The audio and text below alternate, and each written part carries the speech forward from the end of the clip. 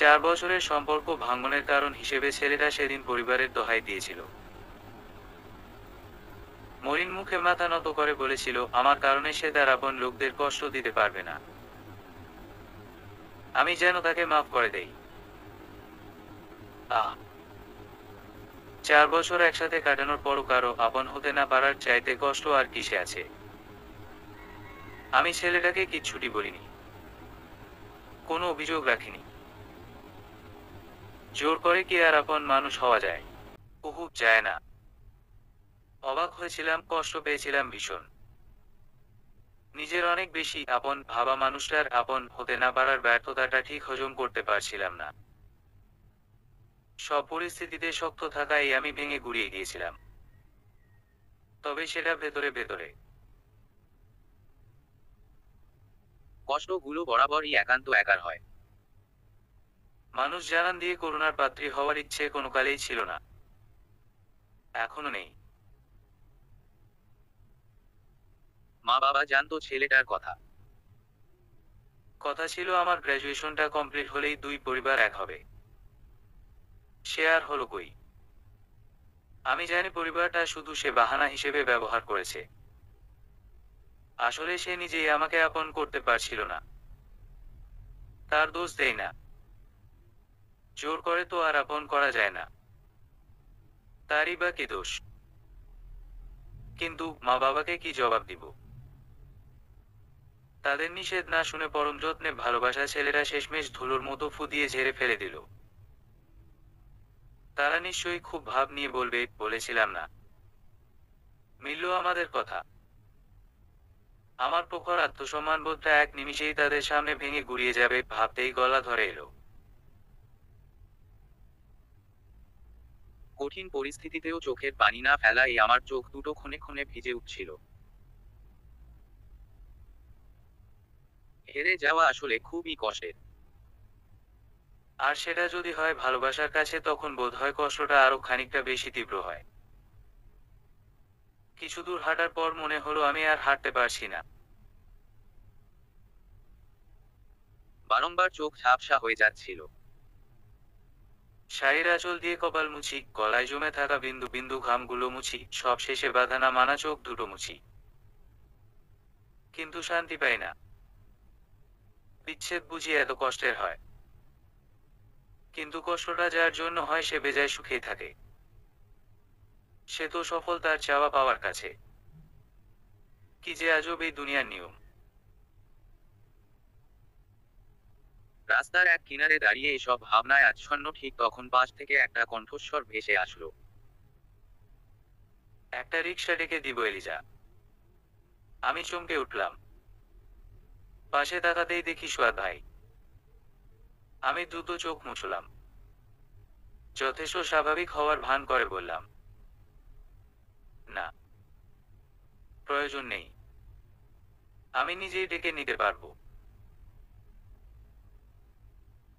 মনটা কি বেশি খারাপ? আমি ভয় পেলাম। ছেলেটা কিছু দেখে ফেলেনি তো? আমাকে কি বেশি বিধ্বস্ত দেখাচ্ছে? এই ছেলেটাও কি আমার কষ্টে আনন্দ পাবে? শত হলেও তাকে তো আমি অনেক কথা শুনিয়েছি। মনের কথা বলার আগে নানান ভাবে তার মন ভেঙে দিয়েছি। না না, কিছুতেই তার কাছে ছোট হতে পারবো না। আমি মেকি হেসে বললাম, না তো। মন খারাপ হবে কি জন্য? মন খুবই ভালো আছে। আপনি যান। উনি আমার কথা আমলে না নিয়ে একটা রিক্সা দাঁড় করালেন। সুন্দর হেসে বললেন, বৃষ্টি আসবে মনে হচ্ছে। উঠে পড়। আমি কথা বাড়ালাম না আর। অন্য সময় হলে হয়তো কয়েকটা কড়া কথা শুনিয়ে দিতাম, কিন্তু ওই মুহূর্তে ইচ্ছে হলো না। রিকশায় উঠে বসলাম। উনি উন্নয়ের সুরে বললেন, আমিও বাসায় যাব। তোমার অসুবিধে না থাকলে পাশে বসতে পারি কি? আমি রুক্ষভাবেই জবাব দিলাম, না। সে বিপরীতে ব্যথিত হাসি ফিরিয়ে দিল। মুখে কৃত্রিম হাসি ঝুলিয়েই বললেন, আচ্ছা, সমস্যা নাই। সাবধানে যাও। এই ছেলেটা এমনই। কখনো খুব এলোমেলো, কখনো খুব গোছালো। তবে কষ্টগুলো সে কখনোই প্রকাশ করে না। হাসি মুখে অপমান সহ্য করার অদ্ভুত এক ক্ষমতা তার আছে। কলেজের সবার সামনে সেদিন যখন চেঁচিয়ে বলেছিলাম, আপনি একটা মহাবিরক্তিকর, গায়ে পড়া টাইপ লোক। মানুষকে অযথা বিরক্ত করা আপনার স্বভাব। কঠিনভাবে অপমানিত হওয়ার পরও লোকটা সেদিন কিচ্ছুটি বলেনি। শুধু এরপর থেকে আমার সামনে পড়া কমিয়ে দিয়েছে। তার অনুভূতিটা শুধু সেদিন না, কোনোদিনই আমি বুঝিনি। বলা বাহুল্য, বুঝার চেষ্টা করিনি। এই যে এখন এত ভালো ভালো মনোভাব তার প্রতি আসছে, সেটা হয়তো নিজের মন ভেঙেছে বলেই উপলব্ধি করতে পারছি। মানুষ পরিস্থিতির শিকার হওয়ার আগে অন্যের পরিস্থিতি বুঝতে পারে না। এটাই জাগতিক নিয়ম। আমার এসব আকাশ পাতাল ভাবনার মাঝে রিকশা অনেকটা দূরে চলে এসেছে। আমি রিকশাওয়ালা মামাকে বললাম, মামা, রিকশা ঘুরিয়ে আগের জায়গায় নিয়ে চলেন, একটু দরকার আছে, জলদি ঘুরান। রিকশাওয়ালা বিনা বাক্যে আগের জায়গায় নিয়ে আসলেন। সুয়াদ ভাই কপাল কুঁচকে তাকালেন। প্রচন্ড মন খারাপের মাঝেও আমি বিষয়টাতে মজা পেলাম। উনি বললেন, কোনো সমস্যা এলিজা? রিকশার এক কিনারে চেপে বললাম, উঠে বসুন। লোকটা যে কি পরিমাণ খুশি হলো! চোখ দুটো চকচক করে উঠল। তৃপ্তির হাসি হেসে উঠে বসতে বসতে বললেন, থ্যাংক ইউ এলিজা। এক ধরনের মানুষ আছে, অকারণেই আনন্দিত হয়ে যায়। আমার ধারণা উনি সেই ধরনেরই লোক। কারণে অকারণে খুশিতে গদগদ হয়ে যাওয়া তাদের স্বভাব। কিছুক্ষণ চুপ থাকার পর উনি বললেন, আজ না আমারও মন খারাপ। আমার পোষা পাখিটা গত রাতে মারা গেছে। সে আমার খুব প্রিয় ছিল। আমার একাকিত্বের সঙ্গী ছিল। কত ভালোবাসতাম। তবুও চলে গেল। আসলে এই পৃথিবীতে কেউ ভালোবাসার মূল্য দেয় না। যাকেই ভীষণভাবে ভালোবাসবা সেই তোমাকে নিষ্ঠুরভাবে কষ্ট দিবে। কথাগুলো সত্য। কিন্তু আমার ভালো লাগলো না। ভালো লাগবে কি করে? সত্যের স্বাদ যে তিতা হয়। আমি একটা দীর্ঘশ্বাস ফেলে বললাম, দুঃখের কথা শুনতে ভালো লাগছে না সুয়াদ ভাই। উনি কিছুক্ষণ আমার দিকে তাকিয়ে রইলেন। তারপর মেঘাচ্ছন্ন আকাশের দিকে তাকিয়ে মোহনীয় কিছু শব্দ আওড়াতে লাগলেন। তুই কি আমার দুঃখ হবি? এই আমি এক উনচণ্ডী আউল বাউল। রুক্ষ চুলে পথের ধুলো। চোখের নিচে কালো ছায়া। সেখানে তুই রাত বিরেতে স্পর্শ দিবি। তুই কি আমার দুঃখ হবি? তুই কি আমার শুষ্ক চোখের অসু হবি? মধ্যরাতে বেজে ওঠা টেলিফোনের ধ্বনি হবি। তুই কি আমার খা খা দুপুর? নির্জনতা ভেঙে দিয়ে ট্যাপিউনের নিষ্ঠ হাতে ক্রমাগত নড়তে থাকা দরজাময় করা হবি। একটি নীলাভ এনভেলাপে পুড়ে রাখা। কেমন যেন বিষাদ হবি। তুই কি আমার শূন্য বুকে দীর্ঘশ্বাসের বকুল হবি। নরম হাতের ছোঁয়া হবি। একটুখানি কষ্ট দিবি। নিচের ঠোঁট কামড়ে ধরা রোদন হবি। একটুখানি কষ্ট দিবি। প্রতীক্ষার এই দীর্ঘ হলুদ বিকেল বেলায় কথা দিয়েও না রাখা এক কথা হবি। একটুখানি কষ্ট দিবি। তুই কি একা আমার হবি? তুই কি আমার একান্ত এক দুঃখ হবি? মনের মাঝে ক্রমাগত বয়ে চলা নিস্তব্ধ ঝড়টা এবার বৃষ্টি হয়ে ঝরে গেল অনায়াসে। আমার পাশে বসে থাকা এই মানুষটার জন্য মনের কোথাও একটা খুব গভীর মায়া অনুভব করলাম। সেবার স্কুলে বিনা দোষে আমার কারণে মার খাওয়ার পর যেমনটা মায়া অনুভব করেছিলাম, ঠিক তেমনটা। সেই ছোটবেলা থেকেই কোনো এক অজানা কারণে মানুষটাকে আমার পছন্দ না। কেন পছন্দ না তা জানি না, তবে সে আমাকে খুব করে পছন্দ করে এটা বুঝতে পারার পর থেকে আরো বেশি অপছন্দের হয়ে উঠেছিল। এই যে এত এত কথা শোনায় তবুও সে আমার কাছে কাছে থাকে। জীবনে যতবার মন খারাপের রাজ্যে তলিয়ে গিয়েছি ততবারই সে পালতোলা নৌকা হয়ে আশ্রয় দিয়েছে। তখন ষষ্ঠ শ্রেণীতে উঠেছি কেবল, আর উনি এসএসসি দিবেন। স্কুলের একটা ফাংশনে যেমন খুশি তেমন সাজে কুচো বুড়ি সেজেছিলাম শখ করে। স্কুলে প্রবেশ করতেই কয়েকটা ছেলে আমাকে নিয়ে টিটকারি মারতে শুরু করলো, দলবল সমেত হাসাহাসি করলো। কি যে লজ্জা পেয়েছিলাম, আত্মসম্মানে আঘাত হানল খুব। কেঁদে ফেললাম। ঠিক 2 মিনিটের মাথায় কোত্থেকে যেন ছুটে এসে ছেলেগুলোকে মারতে শুরু করলো উনি। ওইটুকু একটা ছেলের সে কি তেজ, কেউ ছাড়াতেই পারছিল না। আমি ভয়ে জ্বরসর হয়ে বললাম, এই ভাইয়া, ছেড়ে দাও ওদের। তখন সুয়াদ ভাইকে তুমি করেই বলতাম। একই এলাকার পাশাপাশি বাড়ি আবার এক স্কুল সেই সুবাদে। এখন অবশ্য আপনিতে রূপ নিয়েছে। উনি আগে টকবক করতে করতে বলেছিলেন, ওরা তোমায় নিয়ে হাসাহাসি করছিল কেন? মেরাই ফেলবো। এত বড় সাহস! আমি কিন্তু মুগ্ধ হইনি তার মারামারি দেখে, বরং ভয় পেয়েছিলাম আর বিরক্ত হয়েছিলাম। গ্যাঞ্জাম কোনো কালেই পছন্দ না আমার। কাকুর কাছে মানে ওনার বাবার কাছে সেবার ভীষণ মার খেয়েছিল ছেলেটা। স্যার ম্যামদের কাছে শান্তশিষ্ট ভদ্র ছেলে থেকে হয়ে গেল ডানপিটে অভদ্র। তাতে সে বিশেষ পাত্তা দিল না। এক ফাঁকে আমাকে ফিসফিসিয়ে বলে গেল, তুমি যখন বুড়ি হয়ে যাবা তোমায় তখন হেব্বি কিউট লাগবে। পুরাই আমিত্তি। আমিত্তি আমার অনেক ভাল লাগে। হা হা হা। কি জ্বালাময় কথা! ভাবা যায়, এই এতগুলো বছর পরও মানুষরা সেই আগের মতোই আছে। আমার মন খারাপের সময়গুলোতে সবার আগে সেই ছুটে আসে। কি আশ্চর্য! আমি গভীর মমতা আর কৃতজ্ঞতা ভরে ছেলেটার দিকে তাকালাম। কিছু বলার আগেই উনি বললেন, আবার ভেবো না সেদিনকার মতো প্রপোজ করেছি। হা হা হা। হঠাৎ করে তোমাকে কবিতা আবৃত্তি শোনাতে ইচ্ছে হলো তাই শোনালাম। আনিসুল হক স্যারের লেখা এই কবিতাটা আমার অনেক পছন্দের। প্রতিটা শব্দ খুব আপন লাগে, আমার সাথে খুব যায়। ভালো লেগেছে তোমার? মনটা কি একটু ভালো হয়েছে এলিজা? আমরা সবসময় ভুল মানুষদের কাছের ভাবি, প্রিয় ভাবি আর খুব করে আপন ভাবি, তাই না সোয়াদ ভাই?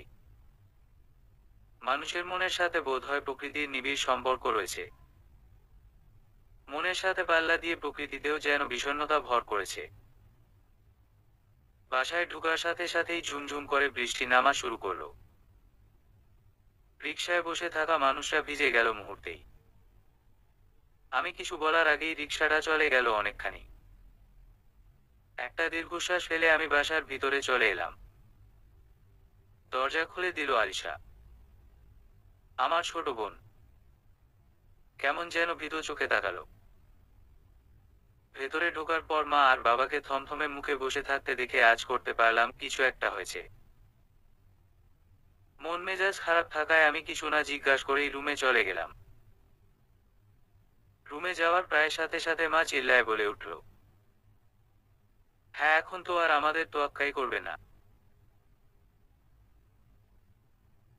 অবশ্য করেছে নাকি কোনো কালে? সে তো সবসময় তার মর্জি মতো চলে এসেছে। বৈব্বি করে বলেছিলাম এই ছেলের হাব ভাব আমার ভাল লাগে না, কিন্তু সে তো কারো কথার ধারই ধারে না। মানুষজন তাদের ছেলে মেয়েদের নিয়ে কত গর্ব করে। ছেলে মেয়েগুলোও কত মানে তাদের মা বাবার কথা। আর আমাদের কপাল, একজন তার মর্জি মতো পছন্দ করে বিশ্ব জয় করে ফেলছে, দিন শেষে তারা রিজেক্ট করে দিল। কি গর্বের ব্যাপার! কথাগুলো আমার ঠিক ইগোতে লাগলো খুব। প্রতিটা শব্দ মনে মস্তিষ্কে ক্রমাগত প্রতিধ্বনি হচ্ছিল। ব্যাগটা রেখে খাটের সাথে হেলান দিয়ে বসে রইলাম। বোনটা রুমে এসে জিজ্ঞাসা করলো, আপু তোর কি মনটা বেশি খারাপ? আম্মুর কথায় কান দিস না তো। আমি ভাইয়ের দেয়া গিফট গুলো সব ফেরত দিয়ে দিব। তুই কষ্ট পাস না তো? 9 পড়ুয়া ছোট একটা মেয়ে, অথচ কি সুন্দর করে সান্ত্বনা দিচ্ছে। আমি মৃদু হেসে বললাম, মন খারাপ হবে কেন? ছোট মানুষ তুই, এসব নিয়ে ভাবিস না। আর মায়ের কথায় কখনো খারাপ লাগে না আমার, কারণ মা বাবারা ভুল কিছু বলে না কখনো। আলিশাকে দুঃখী দুঃখী মুখ করে তাকিয়ে থাকতে দেখে আমার একটু রাগ হলো। ভেবে নিলাম সবার করুণার পাত্রী বোধ হয় হয়ে গেলাম। বললাম, আপুকে এক মগ চা করে দিতে পারবি? আমার দেয়া দায়িত্বে মেয়েরা খুশি হয়ে গেল। এপাশ ওপাশ মাথা নাড়িয়ে সায় জানালো। ও চলে যাওয়ার পর অনুভব করলাম অস্বাভাবিক ক্লান্ত লাগছে। ছোটবেলায় শারীরিক শিক্ষা বইতে পড়েছিলাম মনের সাথে নাকি শরীর ওতপ্রোত ভাবে জড়িত। সেই কারণেই হয়তো খারাপ লাগার মাত্রাটা অস্বাভাবিক ভাবেই বেড়ে চলছিল। ঘুমে চোখ ফেটে যাচ্ছিল। দরজাটা চাপ দিয়ে রেখে বিছানায় শরীর এলিয়ে দিলাম। ঠিক কতক্ষণ ঘুমিয়েছি বলতে পারবো না। ঘুম ভাঙার পর অনুভব করলাম মা মাথায় হাত বুলিয়ে দিচ্ছে। তাকিয়ে দেখলাম আম্মু কাঁদো কাঁদো মুখ করে মাথায় হাত বুলাচ্ছে। আব্বু হাত ধরে বসে আছে। আলিশা শুকনা মুখে মাথার কাছে বসে আছে। আমাকে চোখ মেলতে দেখে মা বলে উঠল, তোর চিন্তায় চিন্তায় আমি একদিন মরে যাব দেখিস। আব্বু মাকে বাধা দিয়ে বলল, আবার তোমার ঘ্যান ঘ্যান রেডিও শুরু করলা। মেয়ে বড় হয়েছে, মেয়ের ভালো মেয়ে নিজেই ভালো বুঝে। তুমি একটু চুপ থাকো তো। তারপর আমার দিকে তাকিয়ে বলল, কেমন লাগছে রে মা? শরীরটা যে খারাপ লাগছে আগে বলবি না। আমার মেয়ে তো এতটাই ম্যাচিউর না। আমি ঠিক বুঝতে পারছিলাম না কি হয়েছে। কোনোমতে জিজ্ঞাসা করলাম, কি হয়েছে? তোমরা আমার রুমে কি করো? আলিশা বলে, আপু তোর প্রচন্ড জ্বর এসেছে। প্রায় 2 ঘন্টা আমরা এখানে বসে আছি। আমি চা নিয়ে এসে দেখি ঘুমিয়ে পড়েছিস। বাহিরে বৃষ্টি হচ্ছিল অনেক। তোমার ঠান্ডা লাগছে ভেবে কাঁথা গায়ে দিতে গিয়ে দেখি জ্বরে শরীর পুড়ে যাচ্ছে। আমি ফিক করে হেসে দিয়ে বললাম, জ্বর কোনো অসুখ। তোদের চোখে মুখে যা অবস্থা করে রেখেছিস, মানুষ মারা যাওয়ার সময়ও বোধ হয় এমন করে না। আমার কথাটা মাটিতে পড়ার আগেই মা আবারও খাক করে উঠল। আমার কাছ থেকে উঠে দাঁড়ালো। হনহনিয়ে রুম থেকে বের হতে বলতে লাগলো, আমার আর ভাল লাগে না এই সংসার। যার যা ইচ্ছা বলে যাচ্ছে। ভাল লাগে না আর। আব্বু কপট রাগ দেখিয়ে বলল, দিস ইজ নট ফেয়ার আম্মাজান। জীবনে দুঃখ না এলে সুখের মর্ম বোঝা যায় না। ভেঙে পড়লে চলবে না একদমই। তুমি তো আমার স্ট্রং গার্ল, তাই না মা? যে তোমাকে হারাবে তার মতো বোকা দ্বিতীয়টি নেই। আমি আব্বুর হাতটা মাথার কাছে নিয়ে সায় জানালাম, একজন সন্তানের চাইতে বেশি কি পাওয়ার আছে? অসহায় সময়গুলোতে মা বাবার এমন সাপোর্ট থাকলে কোনো সন্তানের ধারে কাছে ডিপ্রেশন নামক বস্তুটা ঘেঁষতে পারবে না। হঠাৎ মা পুনরায় রুমে এলো। আর সাথে নিয়ে এলো আমাদের এলাকার ডাক্তার আঙ্কেলকে। বিরক্ত হলাম খুব। ডাক্তার দেখানোর মতো তেমন কিছুই হয়নি আমার। এই সামান্য জ্বরে কি মানুষ মারা যায়? সবাই দেখি দুর্কালাম বাঁধিয়ে ফেলেছে। আমি আস্তে করে বললাম, ডাক্তার আঙ্কেলকে কে আসতে বলছে আব্বু? আমার তো আহামরি জ্বর আসে নাই। এর জন্য ডাক্তার লাগে? আব্বু আমাকে ইশারায় শান্ত থাকতে বলল। ডাক্তার আঙ্কেল আমাকে চেক আপ টেক আপ করে প্রেসক্রিপশন লিখে দিলেন। তারপর বলল, আমি তো প্রথমে ভয় পেয়ে গিয়েছিলাম। সুয়াদ যেভাবে হন্তদন্ত হয়ে ছুটে গিয়েছিল, সত্যি ভয় পেয়ে গিয়েছিলাম। বুঝলাম যে এটা ওই হারারামের কাজ। চরম থেকে চরম বিরক্ত হলাম। আমার জীবনের সব কিছুতেই কি এই ছেলে নাক গলাতে হবে? অন্যকে নিয়ে এর এত চিন্তা কিসের? আশ্চর্য, আব্বু বলল। হঠাৎ করে মেয়েটা এমন হয়ে গেল যে আমরাই ঘাবড়ে গিয়েছিলাম। ডাকার পরও সারা শব্দ নাই। জ্বরে শরীর পুড়ে যাচ্ছিল। পরে নিচে গিয়ে সোয়াদকে দেখতে পেলাম।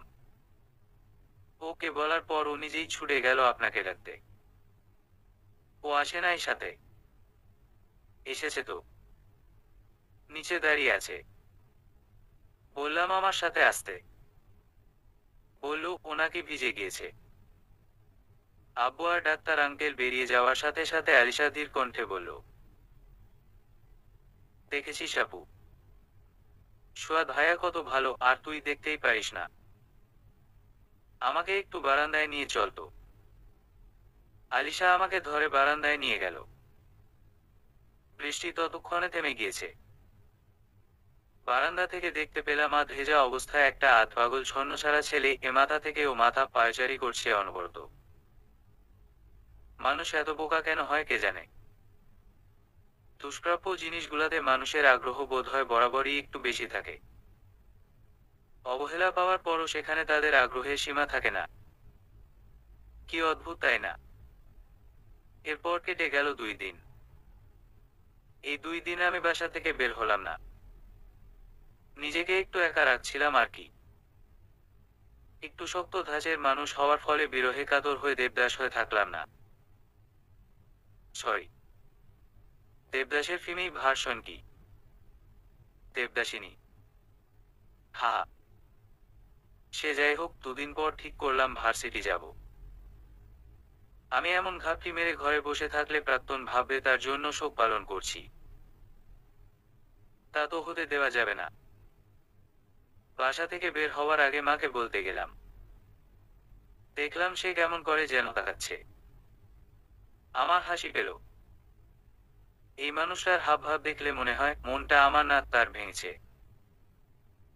তার মেয়ের মন ভেঙেছে ব্যাপারটা ঠিক হজম করতে পারছিল না। আমি পেছনে থেকে মাকে জড়িয়ে ধরে বললাম, মা, আগুন আর আগুন মিলে শীতলতা বিরাজ হয়, হয় না? আমিও আগুন আর সেও আগুন। আমাদের মিল না হওয়াটাই উত্তম। হ্যাঁ, বুঝতে হয়তো দেরি হয়েছে, তবে বুঝেছি যে সেটাই অনেক। আল্লাহ যা করে ভালোর জন্যই করে। আমি যেখানে মেনে নিয়েছি, তুমি সেখানে মন খারাপ করছো কেন? মায়ের কি যে হলো কে জানে।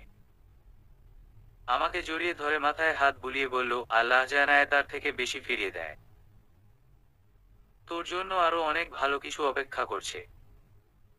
একটা রাজপুত্র আসবে দেখিস। আমার মনটাই ভালো হয়ে গেল।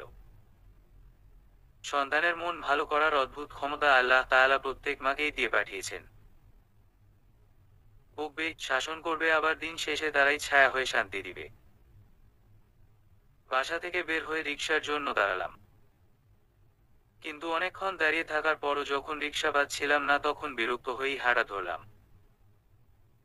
কিছু দূর যাওয়ার পর পেছনে থেকে ডাকলো, এই এলিজা। আমার মুখ দিয়ে আপনা আপনি বেরিয়ে এলো হাদারাম একটা।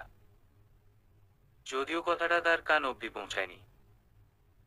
আমার পাশে এসে হাঁটতে হাঁটতে প্রশ্ন ছুড়ল, তোমার শরীর কেমন এখন? ওইটুকু ভিজেই জ্বর বাঁধিয়ে ফেললা? বেশি খারাপ লেগেছিল? একসাথে কয়টা প্রশ্ন করেন।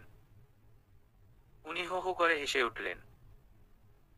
আমি বিরক্তি নিয়ে বললাম, অকারণে পাগলরা হাসে। আপনি কি পাগল? উনি খুব গর্বের সহিত বললে, তা একটু বলতে পারো। পাগল না হলে কি আর একজনের মায় আটকে থাকতাম? হা হা হা। লোকটা খুবই অসহ্যকর। আর কথাগুলো আরো 2 ধাপ বেশি অসহ্যকর। কিছুক্ষণ চুপ থেকে উনি বললেন, তোমাকে পুরোপুরি সুস্থ দেখে ভালো লাগছে, কিন্তু আপনাকে দেখে আমার বিরক্ত লাগছে। খুবই বিরক্ত লাগছে। সে তো সব সময়ই লাগে। আমি ওনার দিকে তাকালাম। উনি রহস্যময় হাসল। একটা রিকশা দাঁড় করিয়ে বললেন, উঠে বসো, সাবধানে যেও। আমি উঠে বসলাম। উনি আর কিছু না বলে হেঁটে চলে যাচ্ছিলেন। আমার ভীষণ মজা লাগছিল তার হাবভাবগুলোতে। হাসিও পাচ্ছিল। হাসি চেপে রেখে জোরে জোরে বললাম, কেউ যেতে চাইলে আসতে পারে। I have no problem. উনি পেছনে না ফিরেই বললেন, কারোর বিরক্তির মাত্রা আপাতত বাড়াতে ইচ্ছে করছে না। আমি হেসে ফেললাম। ছেলে মানুষ অভিমান করলে যে এত দারুণ লাগে জানা ছিল না। এর মাঝে আমার অনার্স কমপ্লিট হয়ে গেল। রেজাল্টও ভালোই আসলো। একদিন শুনলাম ছেলেটার বিয়ে। কেন যেন আমার খারাপ লাগলো না। সেই ছোটবেলা থেকেই কষ্টগুলো আমাকে কম ছুঁতে পারে। বলা বাহুল্য আমি ছুঁতে সুযোগ দেই না। সে বলেছিল আমার রাগ বেশি, একগুঁয়ে, একরোখা। তাদের পরিবারের সাথে নিজেকে খাপ খাওয়াতে পারবো না। অথচ সম্পর্কের শুরুতে বলেছিল আমার এই স্বভাবগুলোই তার প্রথম ভালো লাগা। কি অদ্ভুত না, কত তাড়াতাড়ি মানুষের ভালো লাগাগুলো পাল্টে যায়। সে আরো বলেছিল আমি যদি আমার স্বভাবগুলো, আমার পার্সোনালিটি চেঞ্জ করতে পারি তবে সে সম্পর্ক টিকিয়ে রাখবে। কি আশ্চর্যজনক কথা। যার জন্য নিজেকে বদলাতে হবে সে না থাকলে কি এমন ক্ষতি হবে? হ্যাঁ, সম্পর্ক টিকিয়ে রাখতে হলে স্যাক্রিফাইস, কম্প্রোমাইজ খুব ইম্পর্ট্যান্ট। কিন্তু সেটা যদি হতে হয় একপাক্ষিক তবে সে সম্পর্ক জোর করে টিকিয়ে রাখাটা মূর্খতা বই কিছু নয়। এবং সেই সম্পর্কের জের ধরে কষ্ট পাওয়াটা বোকামি মনে হচ্ছিল আমার কাছে। তার মানে এই নয় যে খারাপ লাগেনি, কষ্ট হয়নি। হয়েছে কষ্ট, তবে আমি আমার নিজেকে দৃঢ় রেখেছি। এটা ভেবেছি যে যে আমাকে এত জলদি ভুলে যেতে পারে, আমাকে ছাড়া দিব্যি সুখে সময় কাটাতে পারে, তাকে ভেবে আমি কেন কুমড়ে মরব? তার থেকে কাজে দিয়েছিল পরিবারের সাপোর্টটা। আব্বুর মজার ছলে মোটিভেট করা, মায়ের ঝাঁঝালো স্বরে মোটিভেট করা, আর বোনের ভালোবাসাটা। সেই সময়টাতে তারা যদি ডিমোটিভেট করতো তবে হয়তোবা এতটাও স্ট্রং থাকতে পারতাম না। আরেকটা ব্যাপার, আমি মন থেকে বিশ্বাস করি আল্লাহ যা করে ভালোর জন্যই করে। তিনি যতটুকু নেন তার চাইতে বেশি ফেরত দেন। এই বিশ্বাসটুকু আমার মনের জোর বহুগুণ বাড়িয়ে দিয়েছিল।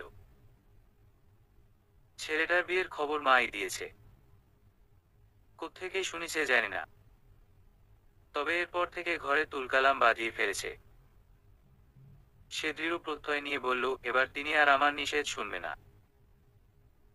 বিয়ে আমাকে করতেই হবে, এবং তাদের পছন্দে। আমিও রেগে গেলাম। বললাম একজন বিয়ে করছে বলে তার দেখা দেখি সবাইকে বিয়ে করে ফেলতে হবে? আমি কোনো বিয়ে টিয়ে করব না। It's final. কিন্তু মায়ের চেঁচামেচির মাত্রা এতই বেড়ে গিয়েছিল যে মাগরিবের নামাজটা শেষ করেই ছাদে চলে গেলাম। ঘরে থেকে আরো কিছুক্ষণ তার ঘ্যান ঘ্যান প্যান প্যান শুনলে আউট অফ কন্ট্রোল হয়ে যাব।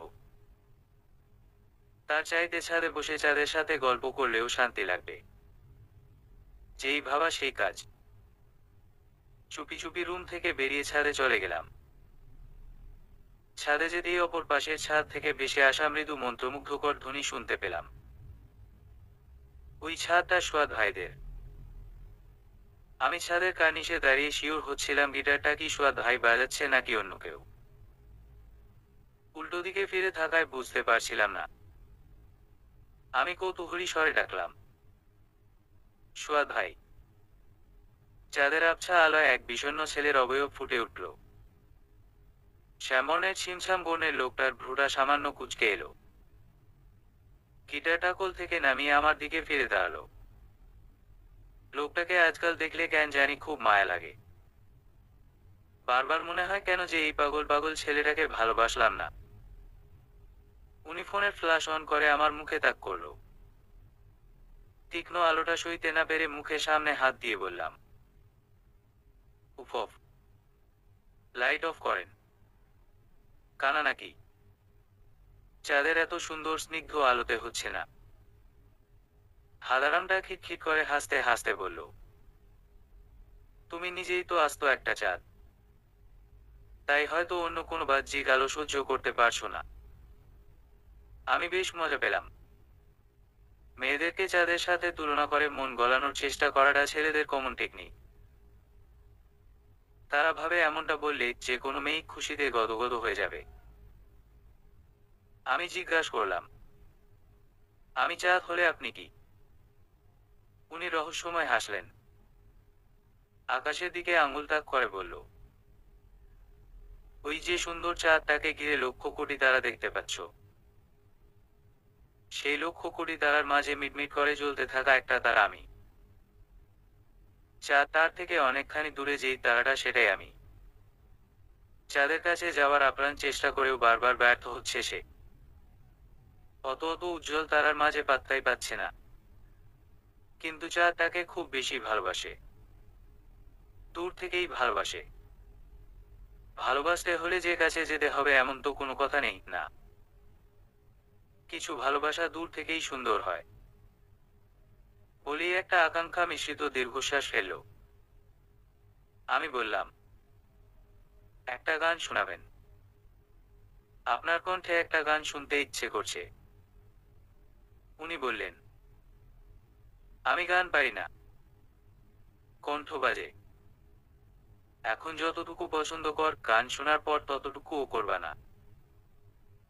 রিস্ক নিচ্ছি না বাবা। বলেই জ্বালামায় হাসলেন। মানে একটা গানই তো শোনাতে বলেছি, এত ভাব নেয়ার কি আছে? কর্কশ কণ্ঠে বললাম, শোনাবেন না সেটা সরাসরি বললেই হয়, এত ভাব করার কিছু নেই। পাঞ্জাবি হাতাটা টেনে কোনোই অব্দি নিতে নিতে বলল, রাগ করছো? করো, সমস্যা নাই। রাগ করলে একটা মেয়েকে ভয়ঙ্কর সুন্দরী লাগে। উনার বলা প্রতিটা শব্দ জ্বালাময় ধুনকে ন্যায় আঘাত হানল আমার মস্তিষ্কে। কারো বলা কথার সাথে এই কথাটা হুবহু মিলে গিয়েছিল, তাই হয়তো শেষমেশ এই রাগটাই নাকি সেই মানুষটার কাছে বিরক্তি হয়ে উঠেছিল। অসহ্য রকম রাগ হলো আমার। হাতে থাকা ফোনটা ছুঁড়ে ফেলে দিলাম দূরে। কিরমির করে বললাম, আপনারা সব ছেলেরাই আসলে এমন। মেয়েদের মন নিয়ে, অনুভূতি আর আবেগ নিয়ে খেলতে ভীষণ মজা পান। ভাবখানা এমন দেখাবেন যেন মেয়েটার জন্য প্রাণ দিয়ে দিতে পারবেন। আসলে নিজেদের প্রাণ দিতে নয়, সেই মেয়েটার প্রাণটাকে মর্মর দশা করতেই আপনাদের এত ছলনা। আজ যেটা নিয়ে প্রশংসায় গদগদ করবেন, কাল সেটাকেই উছিলা বানাবেন। কি বলেন তো? সত্যিকারের ভালোবাসার ক্ষমতাই নেই আপনাদের, শুধু আছে ছলনা করার ক্ষমতা। আপনাদের মতো ছলনা করা ছেলেদের আমি ঘৃণা করি, ভীষণ ঘৃণা করি। আর একটু দাঁড়ালাম না। ওই পাশে দাঁড়িয়ে থাকা মানুষটার প্রতিক্রিয়া দেখার মতো অবস্থা ছিল না। সিম্পল একটা কথায় এতটা রিয়েকশন কেন করেছিলাম তা ভেবে নিজেই অবাক হই এখন। কখনো কখনো স্মৃতিচারণগুলো হয়তো এমনি বিরূপ প্রভাব ফেলে। কষ্ট হয়, আবার সেই সাথে রাগও হয়। আমারও হয়েছিল তাই। রুমে এসে আলিশাকে বের করে দরজা লক করে দিলাম। দরজা আটকে দরজার সাথেই ঠেস দিয়ে বসেছিলাম।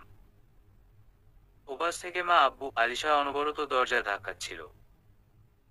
আব্বু মাকে বলল, তোমার জন্যই মেয়েটা এমন করছে। কি দরকার ছিল বিয়ে বিয়ে করে প্রেশার দেয়ার? মা কাঁদো কাঁদো হয়ে বলল, মা, দরজা খোল। আচ্ছা যা, আর বিয়ে বিয়ে করব না, এবার তো খোল। আলিশা আপু আপু করে ডেকেই যাচ্ছিল। আমি বললাম, প্লিজ তোমরা আমায় একটু একা ছেড়ে দাও। ভয় পেও না, আমি ইম্যাচিওর না। আমি জাস্ট কিছুক্ষণ একা থাকতে চাচ্ছি। Please leave me. ওপাশে কি হলো কে জানে, তবে আর ডাকাডাকি করলো না কেউ। ওই অবস্থাতেই ঘুমিয়ে গেলাম। মনে আর ব্রেইনে বেশি চাপ পড়লে আমার ঘুম পায়। তখনও এটাই হলো। ঘুম থেকে উঠে সাথে সাথে সবকিছু মনে পড়ল না। রাত তখন কয়টা বাজে সেটাও বলতে পারবো না। স্বাভাবিকভাবেই দরজা খুলে সামনের রুমে গেলাম। সবাই ড্রয়িং রুমেই বসেছিল। আমি কাছে গিয়ে বসতে গিয়ে দেখতে পেলাম সুয়াদ ভাইও বসে আছে।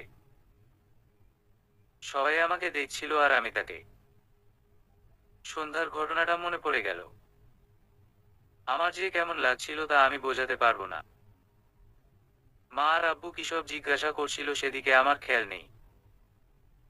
আমি ছেলেটাকে বললাম, আপনি আমাদের বাসায় কেন এসেছেন? উনি বসা থেকে দাঁড়ালেন।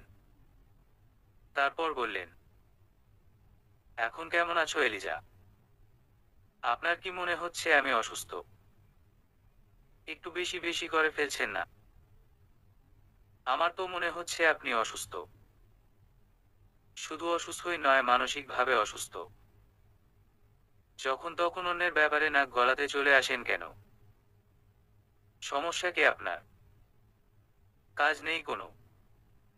এত আজাইরা কেন? মা আর আলিশা হতভম্ব হয়ে চেয়েছিল। বাবা অবশ্য কয়েকবার চুপ করতে বলেছে, কিন্তু আমি সেসব শুনলে তো। আমি মনের ক্ষোভগুলো তার উপর ঝেড়ে পৈশাচিক আনন্দ পাচ্ছিলাম। আমি যখন একটু থামলাম উনি হাসলেন। কেন হেসেছিলেন, ওই হাসির মানে কি সেটা উনিই ভালো বলতে পারবেন। ওনার সাথে আমার এমন উদ্ভট ব্যবহারের কারণটাও আমি আজও ভেবে পাই না। তবে খুব সম্ভবত একজনের উপর বিতৃষ্ণা তার উপর ঝেড়েছিলাম। আর সেও সানন্দে গ্রহণ করে যাচ্ছিল। মানুষ যার উপর পারে তার উপরই জোর খাটায়। এটাই মানবজাতির স্বভাব। উনি আমার দিকে একটা বই বাড়িয়ে দিলেন। হাতের উল্টো পাশ দিয়ে কপালের ঘাম মুছলেন। তারপর খুব নমনীয় স্বরে বললেন, মন খারাপের সন্ধিক্ষণে একটু দিওঠাই। রাগ দুঃখ ক্ষোভ সব শেষে ওই মন ভালোটার কারণ হতে চাই। বাড়িয়ে দেয়া বইটা নিচ্ছিলাম না দেখে সেটা টেবিলে রাখতে রাখতে বললেন, বইটা দিতে এসেছিলাম, পড়ে দেখতে পারো, ভালো লাগবে। আসছি বলে আবারও সেই রহস্যময় হাসলেন। তারপর বেরিয়ে গেলেন। আমি তার বেরিয়ে যাওয়া কিংবা তার রহস্যময় হাসিটা নিয়ে নয়, ওই টুকরো টুকরো শব্দগুলো অনুধাবনের চেষ্টা করছিলাম। কি বোঝালো লোকটা? মাস্টার্সে ভর্তি হলাম। তার পাশাপাশি একটা পার্ট টাইম জব নিলাম। তারপর যেটুকু সময় থাকতো সে সময়টা আমি একটা এনজিওর কিছু অনাথ বাচ্চাদের সাথে কাটাতাম। মূলত আমি কোনভাবেই ফ্রি সময় কাটাতে চাচ্ছিলাম না। অবসর সময়গুলো খুব বেশি বাজে কাটতো আমার। অসহ্য মূল্যহীন স্মৃতিগুলো মাথা চাড়া দিয়ে উঠত। ব্যস্ততা বাড়ার সাথে সাথে আমার সময়গুলো বেশ ভালোই কেটে যাচ্ছিল। 5-6 মাস এভাবেই কেটে গেল। একদিন সকালে ঘুম ভাঙলো বাচ্চাদের চেঁচামেচিতে। চোখ বোঝা অবস্থাতেই অনুধাবন করার চেষ্টা করলাম বাচ্চার চেঁচামেচি আসছে কোথা থেকে। কৌতূহলী মন নিয়েই চোখ খুলে ভূত দেখার মতো চমকে উঠলাম। আমার এনজিওর বাচ্চাগুলো সব আমার রুমে। আমি উঠে বসতেই সবাই আদো আদো স্বরে শুভ জন্মদিন বলে উঠল। আরেক দফা অবাক হলাম। ভাবতে লাগলাম আজ আমার জন্মদিন, কিন্তু ওরা জানলো কি করে? মা আসলো, আব্বু আর আলিশাও আসলো। সবাই মিলে কথার ফুল ঝুড়ি খুলে বসলো। আমার জন্য রাখা তাদের গিফটগুলো দিল। আমি বিস্ময়ে কিংকর্তব্য বিমূঢ়। আমি জিজ্ঞাসা করলাম, বাচ্চাগুলোকে কে এনেছে? তোমরা। কিন্তু আমার এনজিওটা কোথায় তা তো তোমরা চিনো না। তাহলে? 3 জনেরই কপাল কুঁচকে এলো। আলিশা বলল, তুই আসতে বলিসনি। আমরা তো ভাবলাম তুই বলেছিস। আমি কি বলবো? এসব জন্মদিন আমার কখনো মনে থাকে? 3 জন গম্ভীর হয়ে চেয়ে রইল। আমি বললাম, আচ্ছা তোমরা যাও, আমি ওদের নিয়ে বাহিরে যাব। অফিস থেকে ছুটি নিয়ে নিব। ওরা বেরিয়ে গেল। বাচ্চারা তখন খেলছে, খুব আনন্দ করে। ওদের খুশি দেখে আপনা আপনি মুখে হাসি ফুটে উঠল আমার। কিন্তু সবগুলা বাচ্চা নেই। আমি ওদের ভেতর থেকে একটু বড় বাচ্চাটাকে ডাকলাম, জুঁই ফুল। মেয়েটার নাম জুঁই। আমি আদর করে জুঁই ফুল ডাকি। সেও বেশ পছন্দ করে আমার ডাকটা। জুঁই ছুটে আসলো, তোমাদেরকে নিয়ে এসেছে। আর বাকিরা কোথায়? জুঁই বারান্দার দিকে হাতের আঙুল তাক করে বলল, ওই যে ওইখানে একটা আঙ্কেল থাকে না, উনি নিয়ে আসছে। আর বাকিরা ওই ভালো আঙ্কেলের কাছে। আমার বিস্ময়ে এবার আকাশ ছুলো। সুয়াদ ভাই, লোকটা এমন কেন? আমার মন ভালো হওয়ার সব কারণগুলোই কি এই লোকটা জানে? এত কিছুর পরও সে কেন এত আমায় ভাবে, আমি তা ভেবে পাই না। আসলে অপাত্রে মানুষের আগ্রহ বেশি। যেখানে অবহেলা আর অপ্রাপ্তির মাত্রা বেশি, সেখানেই মানুষের আগ্রহ বেশি। এটাই যেন জাগতিক নিয়ম। বড়ই অদ্ভুত। আমি সুয়াদ ভাইকে টেক্সট করলাম আমার বাসার নিচে থাকার জন্য। আমি জানি টেক্সট পাওয়ার সাথে সাথে সে নিচে চলে আসবে। আমি রেডি হয়ে বাচ্চাদের নিয়ে নিচে চলে এলাম। এসে দেখলাম উনি বাকি বাচ্চাদের নিয়ে দুষ্টামি করছিলেন। আমি কাছে যেতেই উঠে দাঁড়ালেন। পাঞ্জাবির গলা টেনে বুক ভরে নিঃশ্বাস নিলেন। এক হাতে মুখটা মুছে ফ্যাকাশে হাসলেন। আগাম বিপদ আজ পেলে মানুষ যেমনটা করে ঠিক তেমনটা। উইশ টুইশ করেনি অবশ্য। শুধু বললেন, ওদের এনেছি বলে রাগ করেছো? আমি ফিক করে হেসে ফেললাম। বুঝলাম লোকটা আমার মতিগতি নিয়ে ভীষণ আতঙ্কে থাকে। আমি বিরক্তি হওয়ার ভান করে বললাম, সুয়াদ ভাই, আমি কি আপনার উপর সব সময় রাগ করে ফেলি? উনি তড়িঘড়ি করে বললেন, এই না না, সে কথা কখন বললাম? আমি তো। পুরো কথা শেষ করার আগেই তাকে থামিয়ে দিয়ে বললাম, থাক বাকি কথা পরে। এখন বাচ্চাগুলোর হাত ধরে সামনে আগান। বাধ্য ছেলের মতো সবগুলো বাচ্চা নিয়ে গেটের ভেতর থেকে বের হলো। তারপর সারাদিনে আমরা নানান জায়গায় ঘুরলাম, খাওয়া দাওয়া করলাম। ভীষণ খুশি হলো বাচ্চাগুলো, সেই সাথে আমিও। ছেলেটা কি সুন্দর সামলে নিল সবগুলো বাচ্চাকে। সবগুলো যেন তার বাধ্য ছেলে মেয়ে। সে যাই বলছিল তাই মেনে নিচ্ছিল। অনেকদিন পর মন ভরে আনন্দ পেলাম, সুখ পেলাম আর শান্তি পেলাম। বাচ্চাগুলোকে এনজিওতে রেখে আমরা বাসার দিকে রওনা দিলাম। কিন্তু দিন শেষে একটা ব্যাপার একটু খটকা লাগলো। সারাদিনই মানুষটা আমার সাথে অস্বাভাবিক চুপচাপ ছিল। আমি ভাবলাম হয়তো আমার অযথা বকাবকি গুলো তার খারাপ লাগতে শুরু করেছে, কিংবা তার কোনো কথায় রেগে যাব ভেবে চুপ করে আছে। নীরবতা ভেঙে আমি বললাম, আমার কথাগুলোতে আপনি খুব কষ্ট পান তাই না? বা ট্রাস্ট মি, আপনি খুব ভালো একটা মানুষ। আমি চাই আপনাকে আর কথা শোনাবো না। কিন্তু কি যে হয়, আমার রাগের সময়গুলোতে আপনি আমার আশেপাশে থাকেন আর সব রাগগুলো আপনার উপর গিয়ে পড়ে। উনি নমনীয় দৃষ্টিতে তাকালো, বলল, কিছু মানুষ থাকে যাদের রাগ দুঃখ সুখ সবকিছুর ভাগিদার হতে খুব ইচ্ছে করে। তুমি আমার জীবনে তেমনই একজন। হুট করেই আমার অনেক বেশি ভালো লাগলো। বুঝতে পারলাম অপছন্দ করতে করতে এই মানুষটা ক্রমশই আমার অনেক বেশি পছন্দের হয়ে যাচ্ছে। লোকটা রাজগুবি সব কথা শুনতেও ভালো লাগে। কিন্তু সেদিন আর তেমন কোনো কথা বললেন না। অন্যান্য দিনে অনেক কথা বলে, মজা করে, আবার নিজে নিজেই হাসে। কিন্তু সেদিন এমন কিছুই করছিল না। বাচ্চাদের সাথে একটু একটু দুষ্টামি করেছে।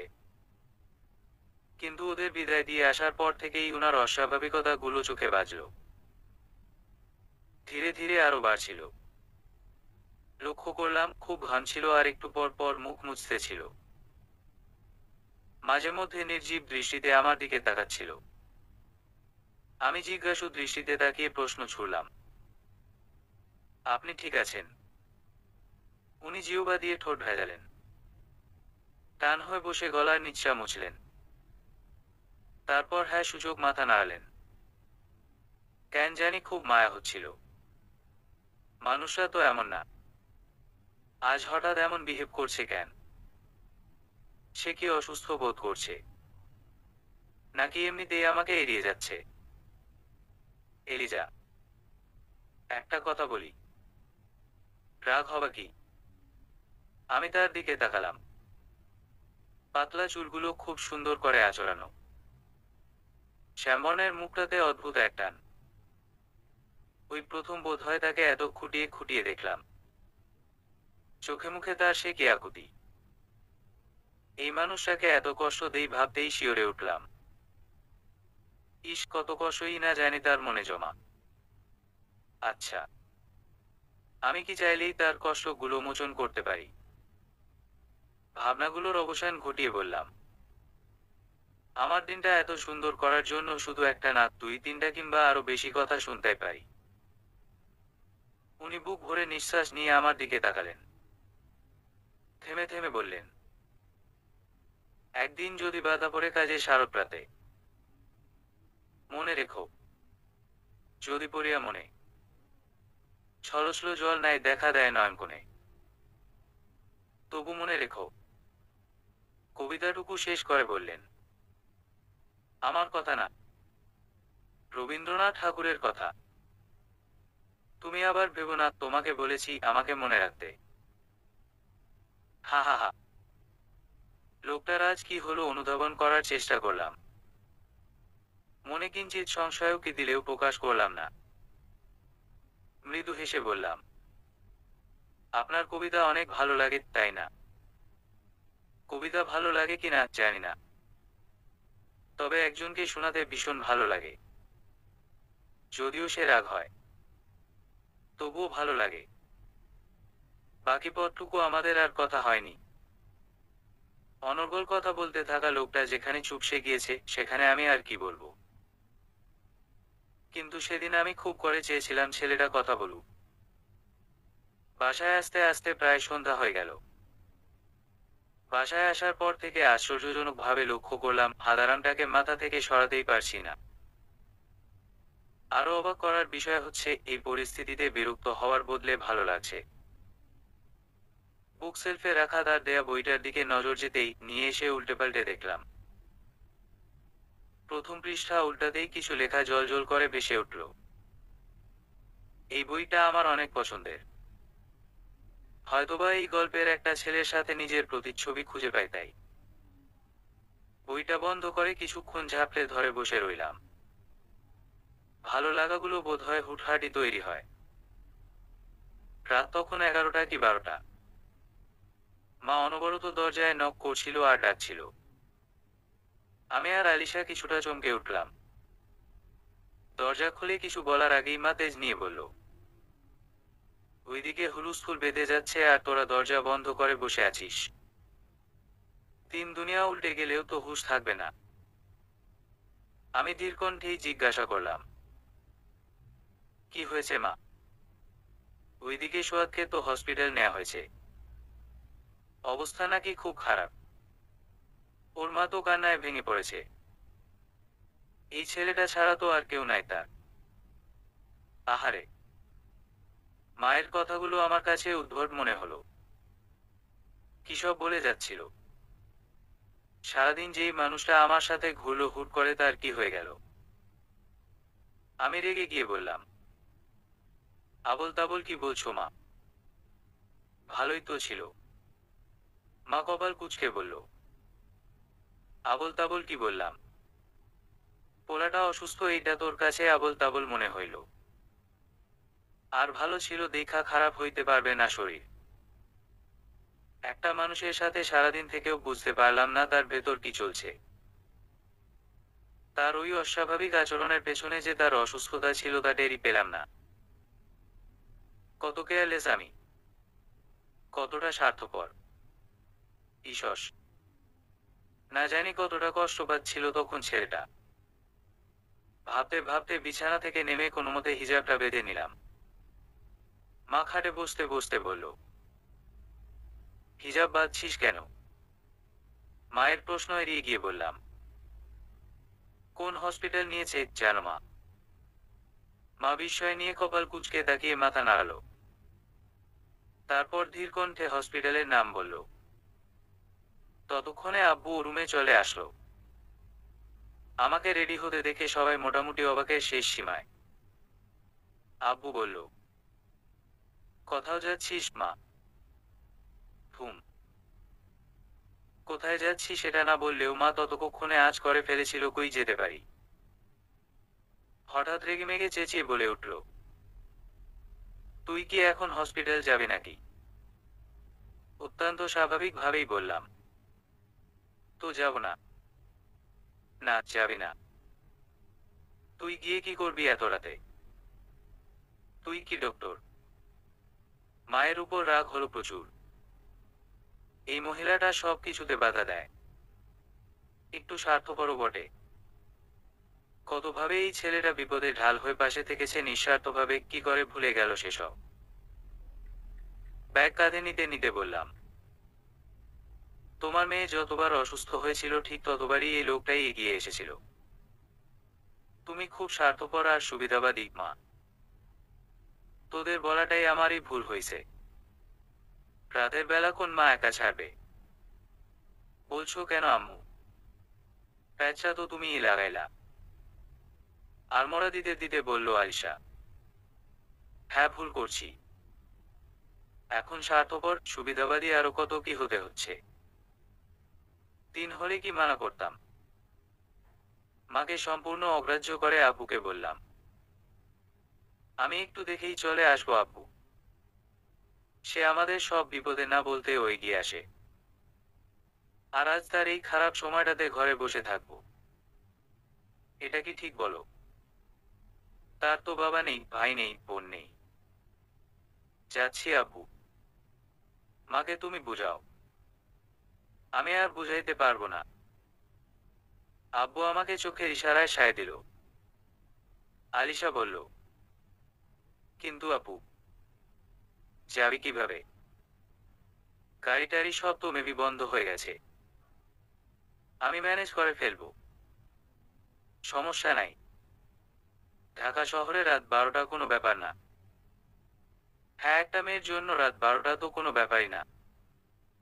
হাতের তুড়ি বাজিয়ে আপনি সব সমস্যার সমাধান করে ফেলতে পারেন। মানে একটা বিপদ না ঘটিয়ে আপনার দেখছি নিস্তার নেই। নিজেও মরবেন আমাদেরও মারবেন। মায়ের ঝাঁঝালো কণ্ঠ। আব্বু আমার কাছে এসে চুপি চুপি বলল, আমি তোর সাথে আসি। না কারো আসতে হবে না। টেনশন করো না। মাকে ম্যানেজ করো। আমি বেরিয়ে আসলাম। আমি জানতাম মা আব্বুর উপর চিল্লাপাল্লা করবে। হাত নাড়িয়ে নাড়িয়ে বলবে, তোমার জন্য আজ মেয়েটার এই অধঃপতন। আশকারা দিয়ে দিয়ে বেয়াদব বানিয়ে ফেলেছো। কিন্তু তখন মায়ের এসব প্যানপ্যানানি নিয়ে ভাবলাম না। নিজের উপর নিজের খুব রাগ হলো। একটা মানুষ সারাদিন আমার সাথে থেকে অসুস্থতা সাফার করে গেল আর আমি দায়িত্বজ্ঞানহীনের মতো তাকিয়ে তাকিয়ে দেখে গেলাম। খুব বেশি রাগ লাগছিল। গেটের কাছে যেতেই মনে হলো এক্ষুনি বুঝি আমার সামনে এসে দাঁড়াবে ছেলেটা। ভীতু ভীতু মুখ করে বলবে, এত রাতে কই যাচ্ছ এলিজা? আমি কি একটু এগিয়ে দিব? তোমার সাথে আসলে কি রাগ হবা? কিন্তু এই পুরো ব্যাপারটাই যে নিছক আমার ভাবনা বই কিছু নয় বুঝতেই কোথাও একটা শূন্যতা অনুভব করলাম।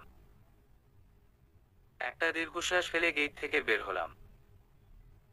যাবো কিভাবে ভাবতে না ভাবতেই দেখলাম মজনু মিয়া রিকশা নিয়ে আসছে। এত খুশি লাগলো। এই যে মজনু নামের এই ছেলেটার কঠিন সময়টাতেও সুয়াদ ভাই ভরসা হয়ে পাশে থেকে ছিল। বাবা মা হারিয়ে 17-18 বছরের ছেলেটা যখন দিশেহারা অবস্থা তখন সুয়াদ ভাই আশার আলো হয়ে দাঁড়ালো। মজনুর ইচ্ছে অনুযায়ী তাকে রিকশা কিনে দিল। থাকার মতো ছোট্ট একটা আশ্রয়স্থলও করে দিল। আজকাল আমার একটা কথা খুব বেশি অনুভব হয়। আল্লাহ তাআলা লোকটার মাঝে সবার আপন মানুষ হওয়ার বিশেষ ক্ষমতা দিয়ে পাঠিয়েছেন। কয়জন পারে সবার আপন হতে? আমাকে দূর থেকে দেখেই মজনু মিয়া কাছে এসে বলল, হাসপাতাল যাইবেন আফামনি? আমি রিকশায় উঠতে উঠতে বললাম, হুম। আমিও হাসপাতাল থেকে দেখা আসলাম ভাইজানে। আমি আর কিছু বললাম না। সোয়াদ ভাইয়ের কথাও জিজ্ঞাসা করলাম না। যদি উল্টাপাল্টা কিছু বলে। সেই ভয়। মজনু বিষণ্ণ গতিতে রিকশায় এগিয়ে চলল। অপ্রিয় জিনিসগুলো সহজে প্রিয় হয় না। কিন্তু যখন একবার প্রিয় হয়ে যায় আমার মনে হয় না তার চাইতে প্রিয় আর কিছু হয়। ওই মুহূর্তে মনে হচ্ছিল সোয়াদ ভাই আমার জীবনে অপ্রিয় থেকে হয়ে ওঠা খুব প্রিয় একজন মানুষ। আপন মানুষ। পরিস্থিতি সত্যিটা বুঝতে জানতে শেখায়। কথাটা সত্য। সেদিন যদি ছেলেটা অসুস্থ না হতো আমি বোধহয় তার প্রতি জন্মানো আমার টান মায়া শূন্যতাটা অনুধাবন করতে পারতাম না। হসপিটালের করিডোরে গিয়ে থেমে গেলাম। আর যেন পা চলছেই না। মনের মধ্যে অজানা এক ভয়। অনুভব করলাম তার প্রতি আমার ভালোবাসা না জন্মালেও মায়াটা ঠিক জন্মে গেছে। ভালোবাসা ভোলা গেলেও মায়া কখনো ত্যাগ করা যায় না। কাউন্টারে গিয়ে জানতে পারলাম তাকে 103 নাম্বার কেবিনে রাখা হয়েছে। আব্বুকে ফোন করে জানিয়ে দিলাম হসপিটাল পৌঁছে গিয়েছি। টেনশন না করতে। তারপর দ্রুত পায়ে 103 নাম্বার কেবিনের দিকে এগিয়ে গেলাম। কেবিনের কাছে যেতেই দেখলাম তার মা, একজন নার্স আর একজন মেয়ে ডক্টর। তিনি আধশোয়া অবস্থায় শুয়ে আছেন। আর ডক্টর প্রেসার চেক করছিল। ডক্টর তাকে বেশ কিছু করা কথা শোনাচ্ছিল বলে মনে হচ্ছিল। উনি তখন হেসে কুটি কুটি। সাথে তার মাও। একবারের জন্য মনে হলো ডক্টরটা কি তার চেনা পরিচিত। এসব আকাশ পাতাল ভাবনার মাঝেই সোয়াদ ভাই আমাকে প্রথম দেখতে পেলেন। বুঝতে পারলাম সে ভীষণ রকম অবাক হলেন। উঠে বসতে চেষ্টা করলেন। তার দৃষ্টি লক্ষ্য করে বাকি 3 জোড়া চোখও আমার দিকে তাক করলেন। সোয়াদ ভাইয়ের মা বলে উঠলেন, আরে মা, তুমি একা আসছো? আসো আসো, ভেতরে আসো। কষ্ট করে কেন আসতে গেলা? আমি ভেতরে ঢুকতে ঢুকতে ভাবলাম মা যেভাবে বলেছে ততটাও অসুস্থ তো মনে হচ্ছে না। ডক্টর মেয়েটা বলল, সোয়াদ, ও এলিজা, এমআই রাইট? আমি অবাক হলাম খুব। তবে বুঝলাম যে ডক্টর তাদের চেনা জানা। কিন্তু আমাকে চিনল কিভাবে? আমি বললাম, উনার কি অবস্থা?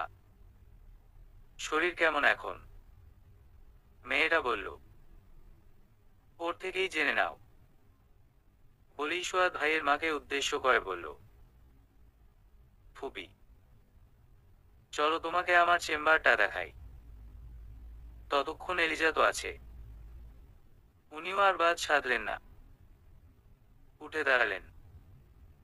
মেয়েটা যাওয়ার আগে আমাকে বলল, তোমার সাথে পরে কথা বলবো। বলেই বেরিয়ে গেল। সোয়াদ ভাই তখনও নির্বিকার। আমি এসেছি সেটা সে তখনও বিশ্বাস করতে পারছিলেন না। আমি বেডের পাশে টুলটাতে বসলাম। উনি উঠে বসার চেষ্টা করলেন। আমি কপট রাগ দেখিয়ে বললাম, উঠছেন কেন? আশ্চর্য। উনি আবার শুয়ে পড়লেন। আমার হাসি পেল খুব। লোকটা এত ভীতু। উনি এবার বললেন, তুমি সত্যি এসেছো? মিথ্যে আসে কিভাবে? আর তাছাড়া অসুখ বাঁধিয়ে হসপিটালাইজ হয়েছেন, আসবো না। পরে তো বলবেন অসুস্থ হলাম একটু দেখতেও আসলো না। অথচ তার কত হেল্প করি। কি বলতেন না? উনি স্বচ্ছ একটা হাসি দিলেন। আমি আনমনে বললাম, কেমন আছেন এখন? ভয় পেয়েছিলাম। কিসের ভয়? তেমন কিছুই হয়নি। বাট ম্যাডাম শিওর আমার অসুস্থতার খবর এখন পুরো এলাকা জেনে গেছে। এই মাটাকে নিয়ে আর পারি না। জাস্ট একটু প্রেশার বেড়ে গিয়েছিল, মাথা ঘুরাচ্ছিল, মেবি পড়ে যেতে নিচ্ছিলাম। মা কাছে থাকায় দেখে ফেলে। আর তারপর এত কাহিনী। কেঁদে কেটে এলাকা ভাসিয়ে ফেলেছে। এইটুকুর জন্য নাকি আবার হসপিটাল আনা লাগে। তার উপর আবার এই নিশির বাচ্চা নতুন ডাক্তার হয়েছে, আমার উপর নাকি এক্সপেরিমেন্ট করবে সে। কত পণ্ডিতই করবে এখন। ওনার তেমন কিছু হয়নি শুনে অদ্ভুত এক প্রশান্তি লাগছিল। আমার মা তারও একটু বাড়িয়ে চাড়িয়ে বলার স্বভাব আছে জানি। বললাম, ও, মেয়েটা আপনার রিলেটিভ? ফুপি বলছিল। হুম, কাজিন। একটু পাগলি টাইপ। আপনি পাগল, আপনার বোন ভালো হবে কি করে? একটু পাগলি টাইপ হবে, এটাই তো স্বাভাবিক। সে আমায় চিনে কিভাবে? উনি কথাটা এড়িয়ে গিয়ে বলল, এত রাতে একা একা কেন আসছো? আমার ইচ্ছা। উনি চুপ করে রইলেন। হঠাৎ মনে হলো তাকে তক্ষুনি একটা কথা বলা উচিত। মনে হলো এই মানুষকে আমার লাগবে। সেই ছোটবেলা থেকে যে ছায়া হয়ে পাশে আছে তাকে আর কতকাল দূরে দূরে রাখবো। এবার বোধহয় তাকে আপন করার সময় হয়ে এলো। আগে পিছিয়ে কিছু না ভেবেই ডিরেক্ট বললাম, আমাকে বিয়ে করবেন? তখন ওনার চোখে মুখের অবস্থা যা করেছিল তা দেখে যে কোনো মানুষ হেসে ফেলবে। মানুষ চমকে দেওয়ার মাঝে বিশেষ এক মজা আছে। আর কেউ একবার চমকালে তাকে বারবার চমকে দিতে ইচ্ছে করে। আমি আবার বললাম, কি করবেন বিয়ে? সময় কিন্তু 2 মিনিট। এই 2 মিনিটের মধ্যে ভেবে বলুন। ফাস্ট। উনি আস্তে করে আধশোয়া অবস্থায় বসলেন। তারপর কিছুক্ষণ অবাক দৃষ্টিতে আমার দিকে তাকিয়ে রইলেন। ব্যাপারটা ঠিক হজম করতে পারছিলেন না। আমার মনে হয় না ওই দিনের চাইতে বেশি মজা আর কখনো পেয়েছি। ভেতরে ভেতরে খুব হাসি পেলেও বাহিরে দেখাচ্ছিলাম রাগ। চোখ মুখ কুঁচকে বললাম, এতক্ষণ লাগে ভাবতে? এখন আর ভালো টালোবাসেন না নাকি? উনি চুপ করে রইলেন। এবার সত্যি সত্যি খুব রাগ হলো। ভাবলাম দাম বেড়ে গেল নাকি এই লোকের। উঠে দাঁড়িয়ে বললাম, ওকে ফাইন, আসছি, ভালো থাকবেন। এ কথা বলে যখন উঠে চলে আসছিলাম তখন পেছনে থেকে মৃদু কণ্ঠে বললেন, বাসি, খুব বেশি ভালোবাসি। রেগেমেগে যখন আমাকে কঠিন কঠিন কথা শোনায় তখন ভালোবাসি। আমার আজগুবি কর্মকাণ্ড দেখে যখন অসাধারণ সুন্দর হাসে তখনও ভালোবাসি। ভালোবাসা দিলে নাকি কষ্ট কমে, তাই অন্য কারো জন্য পাওয়া কষ্টটাকেও ভালোবাসি। এই যে এই ছন্নছাড়া ছেলেটার জন্য একটুখানি টান অনুভব করে মাঝরাতে ছুটে আসা এই চাঁদের মেয়েটাকে ভীষণ ভালোবাসি। মেয়েটা বাসলেও বাসি, না বাসলেও বাসি। বহুকাল আগে থেকে বাসি। অনেক রাত হয়ে যাওয়ার ফলে সেদিন বাড়ি ফেরা সম্ভব ছিল না। নিশি বলল, আমার বাসা হসপিটালের সাথেই। তোমার অসুবিধা না থাকলে আমার বাসাটাতে আসতে পারো, এবং বোনাস হিসেবে কিছু সিক্রেট কথাও ফাঁস করতে পারি। যাবা? সোয়াদ ভাই নিশিকে হুঁশিয়ার করে বলল। এই খবরদার উল্টা পাল্টা কিছু বললেই মায়ের। নিশি মুখ ভেঞ্চি কেটে বলল, তোমারে আমি ভয় পাই। ডাক্তারের সাথে বেয়াদবি করলে ডিরেক্ট ইঞ্জেকশন মেরে দিব। সোয়াদ ভাই ইতস্তত করে বলল, তোরে ডাক্তারি পড়ানোটাই ভুল হইছে। এখন আমার বিলাই আমারে কয়মেও। নেহাদ ইঞ্জেকশন ভয় পাই, না হলে দেখতি কি করি। দুই ভাই বোনের ঝগড়া দেখে আমি ফিক করে হেসে ফেললাম। হসপিটালের একদম কাছে বাসা হওয়ার সুবাদে আমি আর আপত্তি করলাম না। তার চাইতে বড় কথা মেয়েটা ভীষণ মিশুক। আমি না যেতে চাইলেও জোর করে নিত। বাসায় গিয়ে ফ্রেশ হয়ে সে আমার রুমে আসলো। পাশে বসে বলল, আচ্ছা, তুমি আর আমি তো প্রায় সেই মেইজ না। তো তোমাকে তোমার নাম ধরেই ডাকি। মাইন্ড করছো কি? আমাকে কিছু বলার সুযোগ না দিয়ে আবার বলল, আচ্ছা। সুয়াদ ভাই বলল, তুমি নাকি খুব রাগী। আসলেই কি তাই? আমার অবশ্য তা মনে হচ্ছে না। আমি স্মিত হাসলাম। পরক্ষণেই মুখে গম্ভীর ভাব ফুটিয়ে তুলে বললাম, তোমাকে উনি এসব বলেছে? নিশি শীতল কণ্ঠে বলল, এ টু জেড সব বলেছে। তোমাকে না দেখেই তোমায় চিনে ফেলেছি। এবার ভাবো কেমন বর্ণনা দিলে মানুষ কাউকে না দেখেই চিনে ফেলতে পারে। আমার ভীষণ ভালো লাগলো। কোথায় যেন শুনেছিলাম, ভালো লাগার মানুষদের নিয়ে কথা বলতে এবং শুনতে দুটোই ভালো লাগে। কথাটা বোধ হয় কিঞ্চিত সত্য। তার কথা শুনতেও আমার ভালো লাগছে। মহাবিরক্তিকর লোকটা শেষমেশ ভালো লাগার তালিকায় চলেই এলো ভাবতেই ভালোটা কয়েক গুণ বেড়ে গেল। নিশি এবার গলার স্বর কিছুটা নিচে নামিয়ে বলল, ভাবছো আমাকে তোমার ব্যাপারে এত ডিটেইল কেন বলেছে? বিকজ কালে তারে আমি প্রেম নিবেদন করেছিলাম। আমি যেন তার দিকে বেশি না আগাই, তাই জন্যই বোধ হয় এলার্ট করে দিয়েছিল। হা হা। আমি চমকে উঠলাম। মেয়েটা বলে কি? আমি কি তবে ওর বাধা হয়ে গেলাম? ভাবতেই অস্থির হয়ে উঠলাম। নিশি ফিক করে হেসে দিয়ে বলল, এই অস্থির হচ্ছ কেন? পুরো কথা শোনো আগে। বলেই উঠে দাঁড়ালো। জানালার কাছে গিয়ে দাঁড়িয়ে বলল, তার প্রেমে বললে ভুল হবে, বলা বাহুল্য তার পার্সোনালিটির প্রেমে পড়েছিলাম। তবে তা বহুকাল আগের কথা। তখন আমি সদ্য কিশোরী বয়সে পা দিয়েছিলাম। বুঝতেই পারছো, আবেগে ভরপুর ছিলাম পুরা। যার ফলে ভালো লাগাটাকে ভালোবাসা ভেবেছিলাম। তখন এই বেয়াদব ছেলেটা অসম্ভব সুন্দর করে মোটিভেট করেছে আমাকে। খুব সুন্দর করে বুঝিয়েছে এই বয়সে এমন একটু আত্ম হয়। আমার ভাবনাটা শুধুই আমার আবেগ। একটু বড় হলেই বুঝতে পারবো আমি যে বোকামি করছি। ট্রাস্ট মি, এখন আমার মনে হয় কি ভেবে এই সুপিরিয়রটার প্রেমে পড়েছিলাম। আস্ত একটা গবেট। হা হা হা। একটু থেমে আবার বলল, তবে এই সুপিরটা তখন থেকেই আমার ভাই কম বন্ধু বেশি হয়ে উঠেছিল। আমার আবেগ উড়ে হাওয়া হয়ে গেল। সারাক্ষণ ঝগড়া হতো। এখনো হয় অবশ্য। তো একদিন আমাকে হুট করেই তোমার ব্যাপারে বলল। আরো 7-8 বছর আগে। মেবি তোমাকে কাঁদতে দেখেছিল বারান্দায় দাঁড়িয়ে। তোমার প্রতি ওর ভালো লাগাটা আরো আগেই তৈরি হয়েছিল। কিন্তু টানটা বোধ হয় সেদিনই প্রথম অনুভব করেছিল। আমি ভাবতে লাগলাম কবেকার কথা বলছে। আমার ভাবনার ইতি ঘটিয়ে নিশি বলল, সেদিন ভাইয়ার চোখে মুখে সে কি টান দেখেছিলাম। কারো কান্না যে অন্য কাউকে এভাবে আকৃষ্ট করতে পারে এর আগে জানাই ছিল না।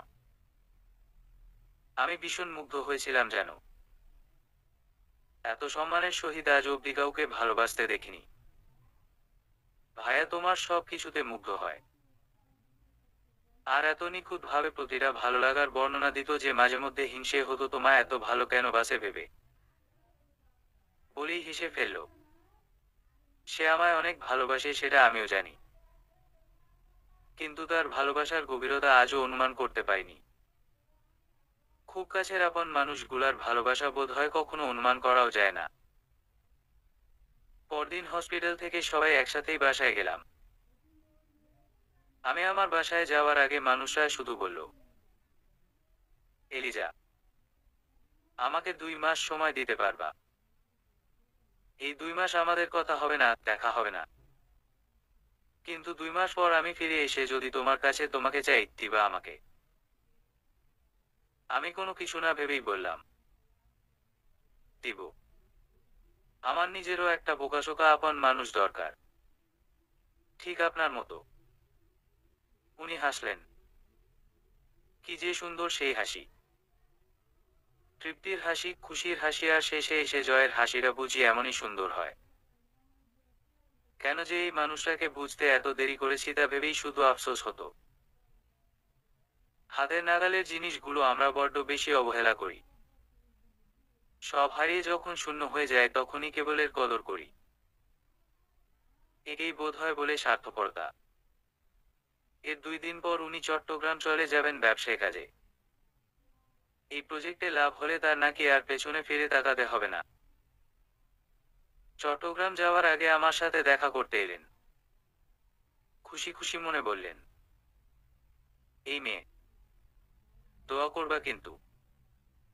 তুমি দোয়া করলে আল্লাহ কবুল করবে ইনশাআল্লাহ। তবে একটা সিক্রেট বলি।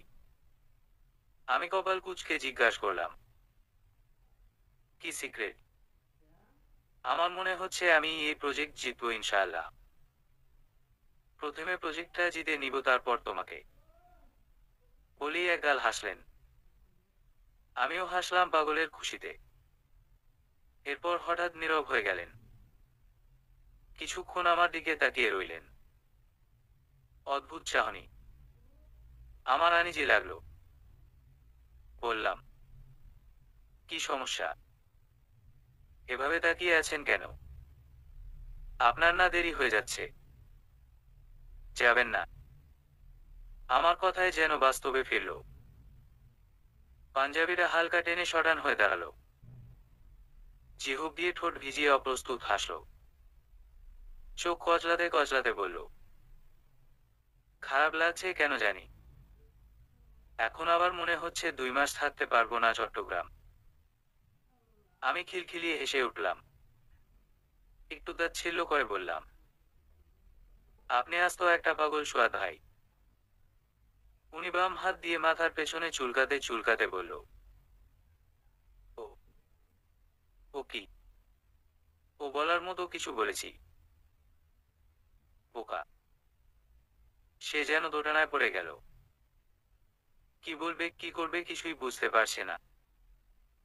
এর আগে তার বাচ্চা সুলভ স্বভাব আর কর্মকাণ্ডের মায় পড়েছিলাম। এবার তার বাচ্চা বাচ্চা চাহনির মায় পড়লাম। আর কিছুক্ষণ এভাবে থাকলে নির্ঘাত প্রেমে পড়ে যেতাম। তাই আর রিস্ক নিলাম না। চটজলদি ব্যাগ থেকে চিঠিটা বের করে তার হাতে গুজে দিলাম। চোখ মুখ শক্ত করে বললাম, এখন আর ঢং করবেন না। জানতো, মানুষ এক জন্মের জন্য কোথাও গেলেও তো এত ঢং করে না। আচ্ছা, যাবেন না? থাকেন আপনি। আমি যাচ্ছি। বলেই হাঁটা ধরলাম। আমি জানি, উনি অবিশ্বাসের দৃষ্টিতে আমার দিকে তাকিয়েছিলেন। এবং এও জানি এই চিঠিটা এই বোকা লোকটা কম করে হলেও 1000বার পড়বে। আর যতবার এই চিঠি পড়বে ততবার তার চোখ ভিজে উঠবে। ছোট এই মানব জীবনের সুখ নামক বস্তুটা বড়ই অদ্ভুত। আর তার চাইতেও বেশি অদ্ভুত আবেগ নামন বস্তুটা। এই সুখ আর আবেগ মিলে যখন সুখকর আবেগটা তৈরি হয়, তার চাইতে সুন্দর অনুভূতি আর নেই। কিছু সুখকর আবেগ হাসায়, আবার কিছু সুখকর আবেগ কাঁদায়। শুনেছিলাম দূরত্ব ভালোবাসা বাড়ায়। কথাটা কতটা সত্য জানি না। তবে দূরত্ব যে সুপ্ত অনুভূতি বাড়ায় এটা শতভাগ সত্য। তার প্রতি আমার যেই টানটা ছিল সেটা শতগুণ বেড়ে গেল 1 মাসের মধ্যেই। কথা হতো না, দেখা হতো না, তবুও প্রতি মুহূর্তে অনুভব করতাম। রমজান শুরু হলো। 10 দিন পরই উনি আসবে। ভাবতেই ভালো লাগছিল। আবার এটা ভেবে রাগ লাগছিল যে কি এমন প্রজেক্ট যে একটা খোঁজ নেওয়া যায় না। বারান্দায় বসে বই পড়ছিলাম আর এসব ভাবছিলাম। হঠাৎ ড্রয়িং রুম থেকে মায়ের চেঁচামেচি ভেসে আসলো। যেই সেই চেঁচামেচি না, ভয়ানক চেঁচামেচি। আলিশা ছুটে এসে বলল, আপু একটু ড্রয়িং রুমে আয়। কি হয়েছে? মা চেঁচাচ্ছে কেন? গেলেই দেখতে পাবি। চল তো। বলেই এক প্রকার টেনে নিয়ে গেল ড্রয়িং রুমে। মায়ের সাথে মিনতি সুরে কথা বলা মানুষটাকে দেখে দমবন্ধকর অনুভূতি হলো। জীবন থেকে কিছু মুহূর্ত যদি চিরদিনের জন্য মুছে ফেলা যেত, তবে নিশ্চিত এই মানুষটার সাথে কাটানো মুহূর্তগুলো মুছে ফেলতাম। ভুল মানুষকে আপন ভাবার মতো ভুল দ্বিতীয়টি নেই। হতেই পারে না। বহুদিন আড়ালে থাকা সুপ্ত কষ্টটা জেগে উঠল। এতদিনের পুষে রাখা রাগগুলো মাথাচাড়া দিয়ে উঠতে লাগলো। তবে নিয়ন্ত্রণ করে নিলাম। কণ্ঠে যতটা শান্ত ভাব আনা প্রয়োজন আনলাম। ও, আপনি কেমন আছেন? হঠাৎ আমাদের বাসায় মা, রাহান দুজনই হকচকিত হয়ে আমার দিকে তাকালো। মা ছুটে আসলো আমার কাছে। উত্তেজিত হয়ে বলল, এই পোলা এখানে কেন আসছে? সে আবার নতুন করে কি চায় জিজ্ঞাসা করত। মাকে ইশারায় চুপ থাকতে বললাম। রাহানের কাছে গিয়ে বললাম, দাঁড়িয়ে আছেন কেন? বসুন। আমার থেকে এতটাও স্বাভাবিক ব্যবহার হয়তো সে আশা করেনি। কেমন যেন অস্থির অস্থির করছিল। কপালের ঘাম মুছলো আর করুণ চাহনিতে চেয়ে রইল। আমি হাসলাম। তাচ্ছিল্যের হাসি, অবজ্ঞার হাসি। মা আর আলিশার দিকে তাকিয়ে বললাম, তোমরা একটু ভেতরে যাবা। মা খা করে উঠে বলল, তুই কি এই ছেলের সাথে কথা বলবি? অসম্ভব। মা প্লিজ। আলিশা অনেকটা জোর করেই নিয়ে গেল ভেতরে। আব্বু বাসায় ছিল না। ফের তার দিকে তাকিয়ে বললাম, বসুন না। দাঁড়িয়ে আছেন কেন? বাসা পর্যন্ত আসতে যেহেতু অসুবিধা হয় নাই, সেহেতু বসতেও অসুবিধা হবে না বলে বোধ করছি। নাকি আছে? এবার সে মুখ খুলল। ভাবলেশহীন ভাবে বলল, অনেক বদলে গেছো এলিজা। কেমন আছো? আমি হাসলাম। অবাক হওয়ার ভান করে বললাম, তাই নাকি? বদলে গিয়েছি নাকি? কই, কেউ তো বলল না আগে। আচ্ছা, সুন্দর হয়েছি আগের চাইতে, নাকি অসুন্দর? রাহান বলল, একটু পানি দাও। অনবরত ঘামছে ছেলেটা। একটু লক্ষ্য করে চেয়ে দেখলাম ছিমছাম বর্ণের আগের সেই মুড়ওয়ালা ছেলেটা খানিকটা স্বাস্থ্যবান হয়েছে। সারাক্ষণ চোখে মুখে লেগে থাকা ভাবের ছিঁড়ে ফোটা নেই। তবে চোখে মুখে ক্লান্তির ছাপ। চোখ দুটো দেখলে মনে হয় কতদিন ঘুমায়নি। এত পরিবর্তন। অবশ্য ভেতরটা তো তার সেই কবেই পরিবর্তন হয়েছিল, বাহ্যিক পরিবর্তনটা আর এমন কি। তবুও তার এই অসহায় নির্বাক মুখশ্রীটার দিকে তাকিয়ে একটুখানি মায়া অনুভব করলাম। 4টা বছরের মায়ের বাঁধন থেকে তখনও বোধহয় পুরোপুরি মুক্তি মেলেনি। কিছুক্ষণ আগেও ফুলে ফেপে ওঠা রাগটা অনেকটা দমে গেল। একটু শ্বাস নিলাম। মায়া কিংবা দয়ার, করুণারও বলা যায়। এই ছেলের জন্য দুঃখ অনুভব করা ভুলে গিয়েছি অনেক আগেই। এখন শুধু তাকে ঘিরে আমার অনুতাপ কাজ করে। পাশের ডাইনিং টেবিল থেকে পানির গ্লাসটা নিয়ে তার দিকে এগিয়ে দিলাম। রাহান গ্লাসটা নিয়ে একদমে পুরো পানিটা শেষ করলো। এক হাতের উল্টো পাশে মুখ মুছে ঢোক গিলল। আমার বিরক্ত লাগলো। এই ছেলের স্বভাব এমন না। অন্তত আমি কখনো তাকে এত অস্থির হতে দেখিনি। বললাম, কি সমস্যা? এমন নাটক করছেন কেন? হঠাৎই সে একটা কাজ করে ফেলল। আমার ডান হাতটা তার হাতের মুঠোয় নিয়ে বলল, আমায় মাফ করে দাও এলিজা। আমাকে প্রচন্ড ঘৃণা করো তাই না? মাফ চাইছি, মাফ করে দাও প্লিজ। ধপ করে দমে যাওয়ার রাগটা ফেপে উঠল। শান্ত কিন্তু দৃঢ় কণ্ঠে বললাম, ঘৃণা মানুষ তাকেই করে যাকে সে ভালোবাসে। তোমার প্রতি ভালোবাসাটা ফুরিয়ে গেছে অনেক আগেই। তোমার প্রতি কোনো প্রকার অনুভূতিই কাজ করে না।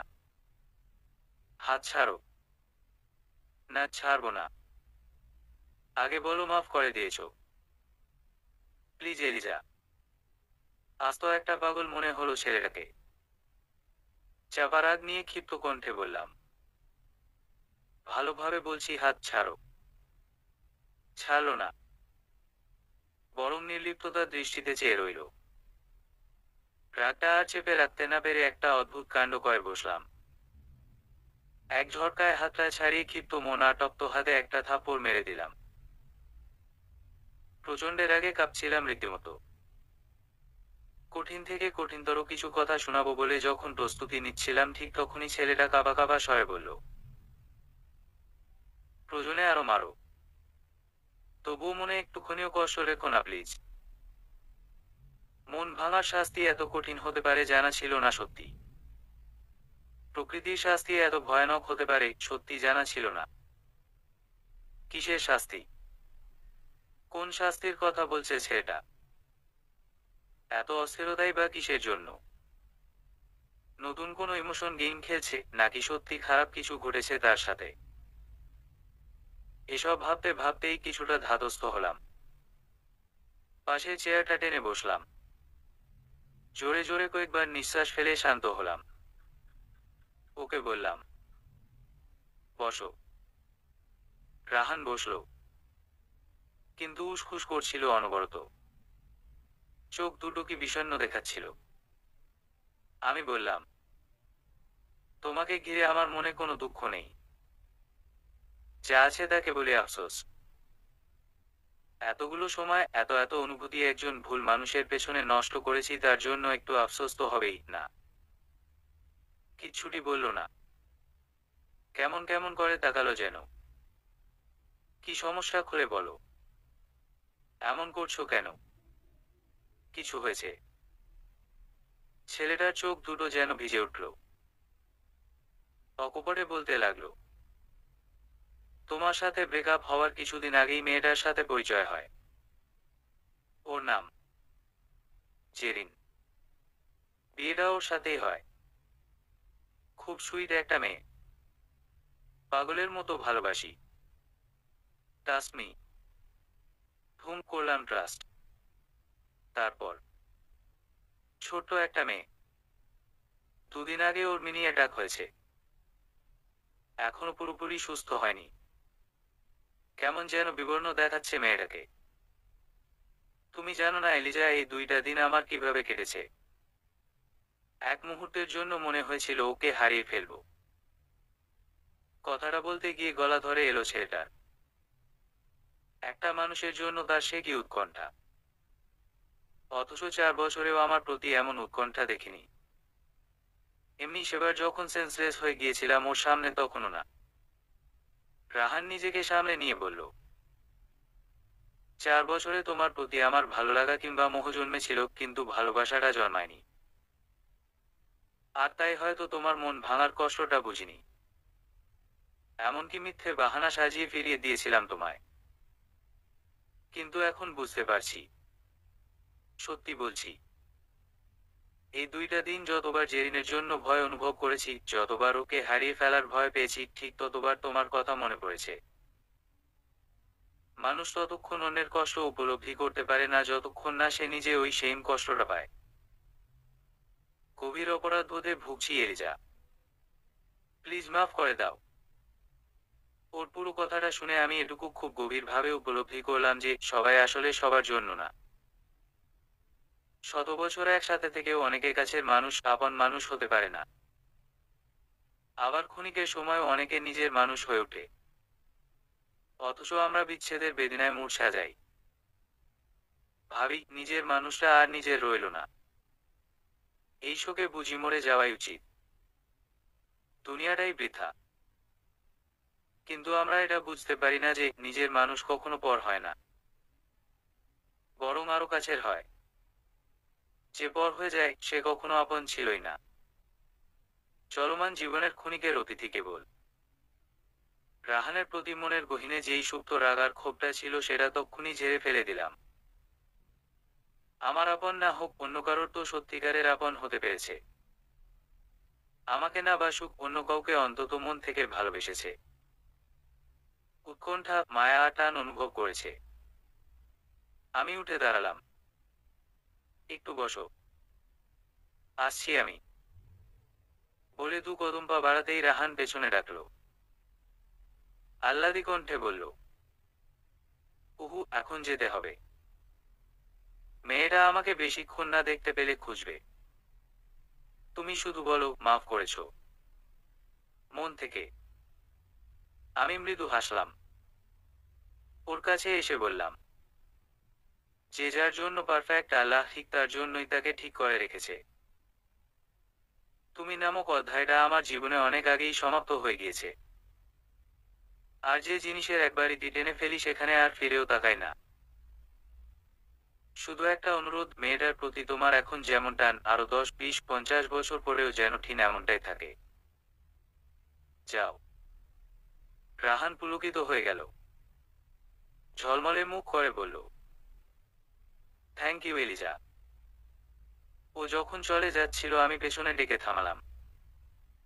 একটু অন্যায় করেছি তাই অপরাধী মুখ করে বললাম, সরি।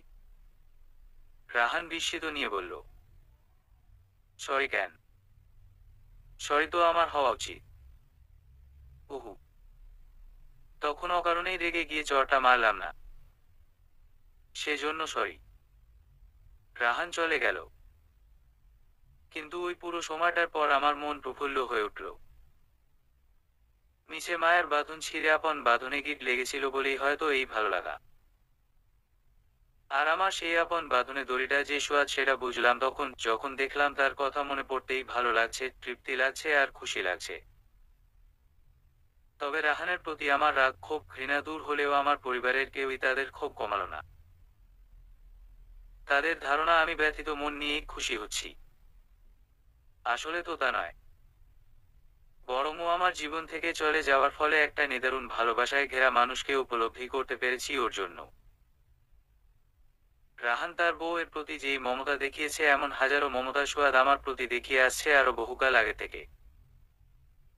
কিন্তু আগে এর তীব্রতা বুঝতে পারিনি বলে আন্দোলিত হইনি। কিন্তু আজ হই। প্রতিনিয়ত আমিও তার প্রতি প্রগাঢ় মায়া মমতা অনুভব করি। 5 দিনের জায়গায় 7 দিন পার হয়ে গেল, কিন্তু সোয়াদের কোনো খোঁজ নেই। আমার একটু চিন্তা হলো, কোনো বিপদ আপদ হলো না তো? আরো নানাবিধ ভাবনায় আরো 2 দিন পার হয়ে গেল, কিন্তু তবুও তার কোনো হদিস নেই। সব কাজ করছি কিন্তু শান্তি লাগে না। তার নাম্বারেও কয়েকবার ফোন করলাম। প্রথমবার রিং হলো, তারপর থেকে বন্ধ। কি হলো কিছুই বুঝতে পারছিলাম না। পরদিন অফিস যাওয়ার পথেই মনে হলো একবার তাদের বাসায় যাই।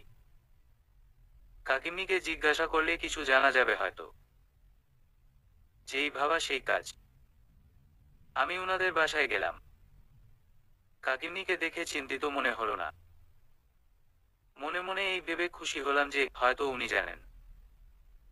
টুকটাক কথাবার্তা শেষে আমি জিজ্ঞাসা করলাম সোয়াদের কথা। উনি সুন্দর হেসে বলল, সোয়াদ তো নিশিদের বাসায়। আমার মনে হলো কাকি মজা করছে। নিশিদের বাসায় মানে? উনি না চট্টগ্রাম। উনি আমার পাশে এসে বসতে বসতে বললেন, চট্টগ্রাম থেকে তো আরো 10 দিন আগেই এসেছে। মানে এই মানুষরা 10 আগে এসেও আমার সাথে একটা বারের জন্য দেখা করলেন না। এমনকি ফোন দিলাম, ফোন ধরলেন না। আমি বিশ্বাস করতে পারছিলাম, এটাও সম্ভব। বদলে গিয়েছে মাত্র 2 মাসেই। নিজের বিস্ময়ে চেপে রেখে কাকিকে জিজ্ঞাসা করলাম, নিশিদের বাসায় কবে গিয়েছে? ওদের বাসা কই? নিশির গ্রামের বাড়ি কুমিল্লা। 7 দিন হবে গিয়েছে। আমিই জোর করে পাঠিয়েছি। চট্টগ্রাম থেকে এসে কি জানি কি হলো, সারাক্ষণ মনমরা হয়ে রুমে পড়ে থাকতো। বাহিরে বের হতো না, কোথাও যেত না। নিশি বাড়ি যাবে তাই সেই সুযোগে জোর করে পাঠিয়ে দিয়েছি, বলেই জয়ের হাসি হাসলেন। কিন্তু আমি কিছুতেই ব্যাপারটা মানতে পারছিলাম না। কি এমন হলো তার? প্রজেক্টে লস হয়েছে? হেরে গিয়েছে বলেই কি মন খারাপ? নাকি অন্য কিছু? আকাশ পাতাল ভাবতে ভাবতেই আমি আমার ফোন থেকে আবার ফোন লাগালাম, কিন্তু বন্ধ। ফোন কেন বন্ধ তার? কাকিকে জিজ্ঞেস করলাম। উনার সাথে কথা হয়? কাকি একগাল হেসে বললেন, কি যে বলো মা। এই ছেলে ছাড়া আমার আর কে আছে? আমার মানিক রতন সবই তো হয়। ওর সাথে কথা না বলে থাকমু কেমনে? 2 মাস কি এ কষ্টে আছিলাম। আমার ভেতর অজানা আতঙ্ক কাজ করলো। আজ কথা হয়েছে। হ্যাঁ হয়েছে তো। একটু আগেও তো বললাম। কেন রে মা? তোমার কি কোনো কাজ ছিল ওর কাছে? হঠাৎই আমি অস্থির হয়ে গেলাম। কত রকম সংশয় যে মনে এসে ভর করেছিল তার কোন হিসেব নাই। সব পরিস্থিতিতে শান্ত থাকা এই আমি অশান্ত হয়ে উঠলাম। টি টেবিলের উপর থেকে কাকির ফোনটা নিয়ে ওনার হাতে দিয়ে বললাম, হ্যাঁ অনেক দরকার কাকি। প্লিজ উনাকে এক্ষুনি চলে আসতে বলুন। খুব দরকার। প্লিজ কাকি। আমার এই ধরনের আচরণের সাথে কাকি পরিচিত না, যার ফলে খানিকটা হকচকিয়ে গেলেন। চোখে একরাশ বিস্ময় একে বললেন, তুমি ঠিক আছো মা? কি হলো হুট করে?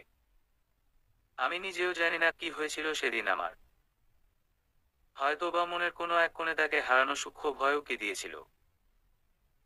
কাকির প্রশ্নের উত্তর সেদিন আমি দিতে পারিনি। অসহায় চোখ দুটো দিয়ে ওনার দিকে চেয়েছিলাম কেবল। মায়া হলো হয়তো ওনার। কাঁধে হাত বোলাতে বোলাতে বললেন, আচ্ছা অস্থির হইও না। ফোন দিচ্ছি আমি। চলে আসবে, চিন্তা করো না। এত দরকার আগে বলবা না। কাকি ফোন দিয়ে তাকে আর্জেন্ট আসতে বললেন। আমি অবশ্য বলে দিয়েছিলাম আমার কথা যেন না বলে। ভেতরে ভেতরে কাকি অবাক হলেও আমি যা বললাম উনি ঠিক তাই করলেন। সেদিন আমি অফিস গেলাম না, এমনকি আমার বাসায়ও গেলাম না। তাকে যে অনেক অনেক প্রশ্ন করার আছে। তাকে না দেখে, কথা না বলে কোথাও যাব না বলে পণ করলাম। ঠিক 5 ঘন্টার মধ্যেই তিনি চলে আসলেন। সাথে সাথেই বেরিয়ে পড়েছিলেন বোধ হয়। কলিং বেল বাজার পর কাকিকে দরজা না খুলতে দিয়ে আমি খুললাম। আমাকে দেখে সে ভীষণ অবাক হয়েছে সেটা তার চোখে মুখে স্পষ্ট ফুটে উঠেছিল। তবে বিষণ্ণ দেখাচ্ছিল তাকে।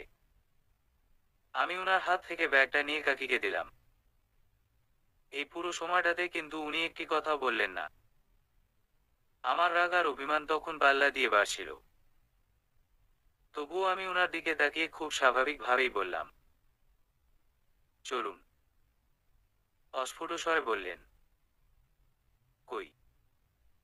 চাপা অভিমান আর চাপা রাগ নিয়ে ক্ষীণ স্বরে বললাম, জাহান্নামে। চলেন। বলেই হাঁটা ধরলাম। সেও বাধ্য ছেলের মতো আসলেন। বাসার সামনে থেকেই একটা রিকশা নিলাম। ওনার সাথে আমার সকল সূক্ষ্মতাগুলো রিকশা কেন্দ্রিক ছিল। তাই কোনো কিছু না ভেবেই সেদিনও রিকশায় নিলাম। তবে কোনো নির্দিষ্ট গন্তব্য ছিল না। গন্তব্যহীন যাত্রা। তার আর আমার সম্পর্কটাও তখন গন্তব্যহীন, ঝুলন্ত অবস্থায় ছিল তখন। আমি রিকশায় উঠে বসলাম। উনিও উঠলেন। ঠিক তখনই মনের ভেতর ছ্যাঁক করে উঠল। মনে হলো এই তো আমার মানুষটা। একান্ত এক আপন মানুষ, নিজের মানুষ। কিন্তু আমি কি তার কাছে আগের মতোই আপন আছি?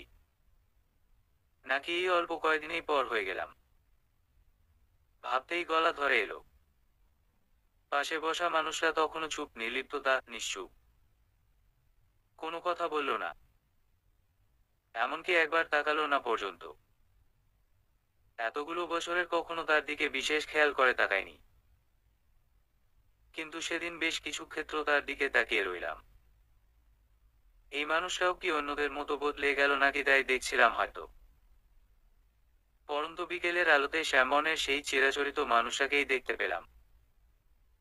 কিন্তু তার আচরণে বিস্তর ফারাক।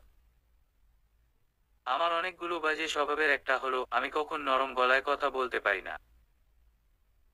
কর্কশ কণ্ঠেই বললাম, এইদিকে তাকান। উনি প্রায় সাথে সাথেই তাকালেন।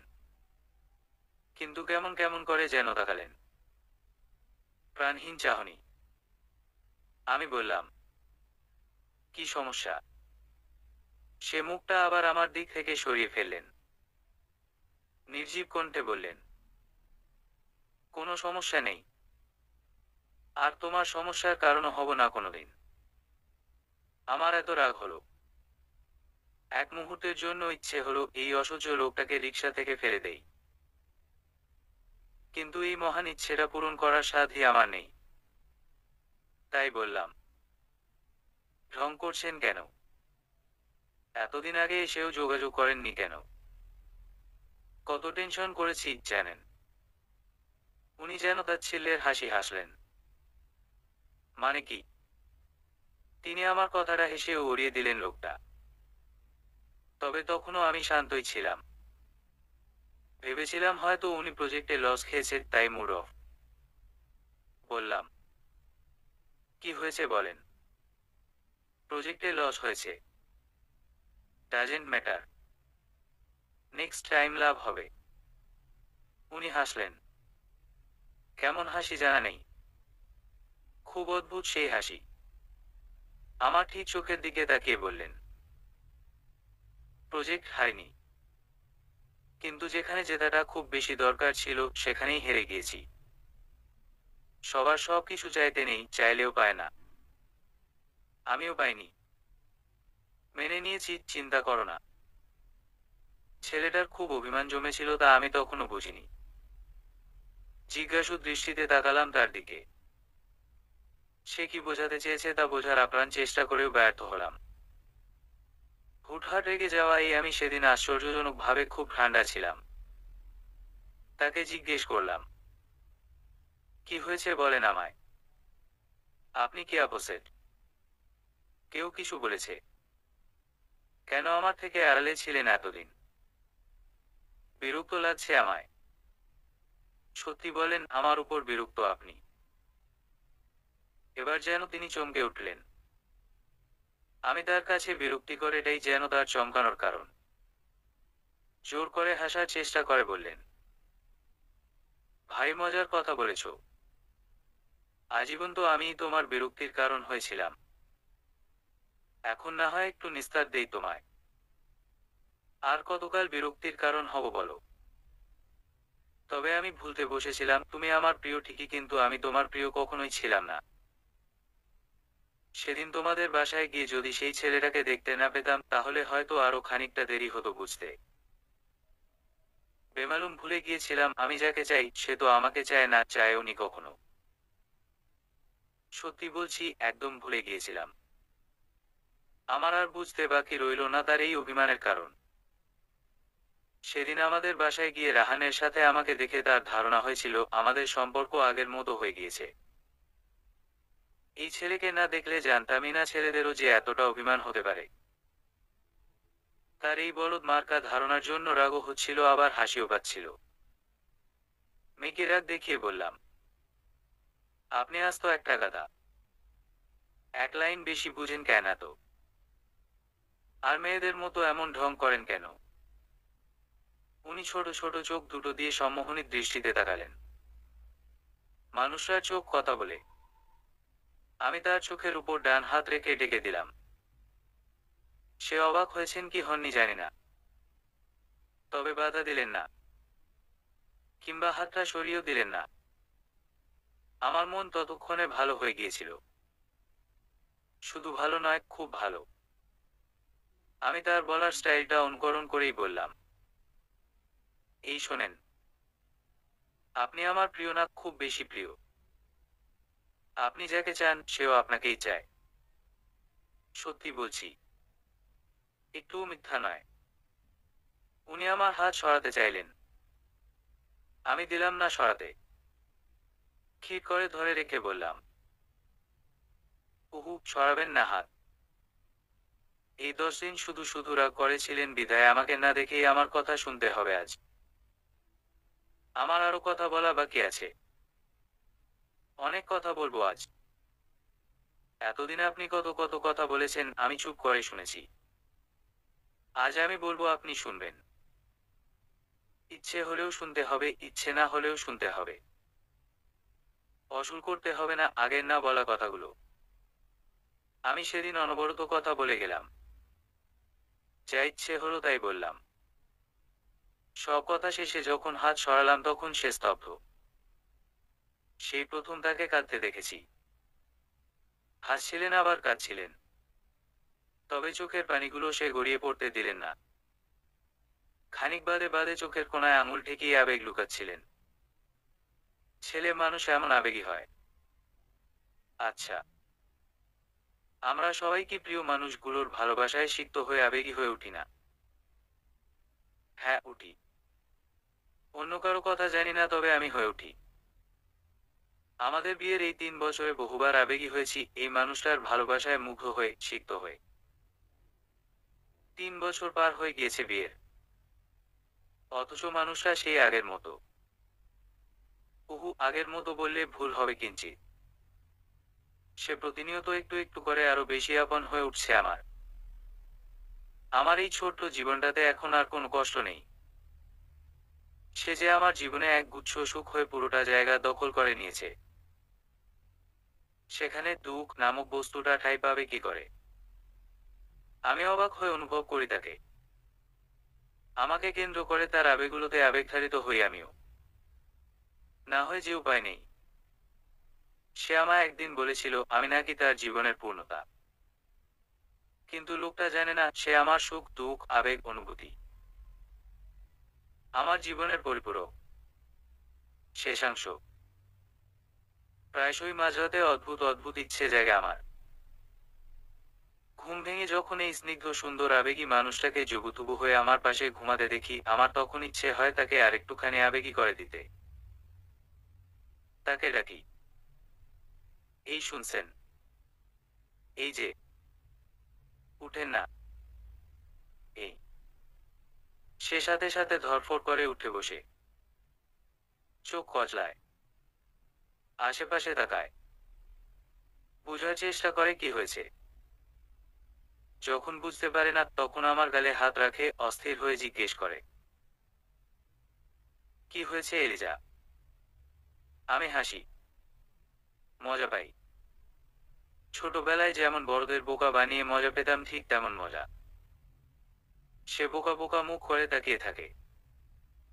আমি তখন তার বুকে মাথা রাখি, মৃদু স্বরে বলি, আপনি আমার মানুষ, আপন মানুষ, নিজের মানুষ, খুব প্রিয় এক ভালো মানুষ।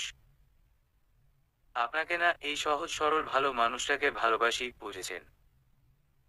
খুব ভালোবাসি। সে আর কিছু বলে না, বলতে পারে না। আমি জানি সে আবেগতাড়িত হয়। চোখের কোণে 2 ফোঁটা অশ্রুকণা উকি দেয় হয়তো।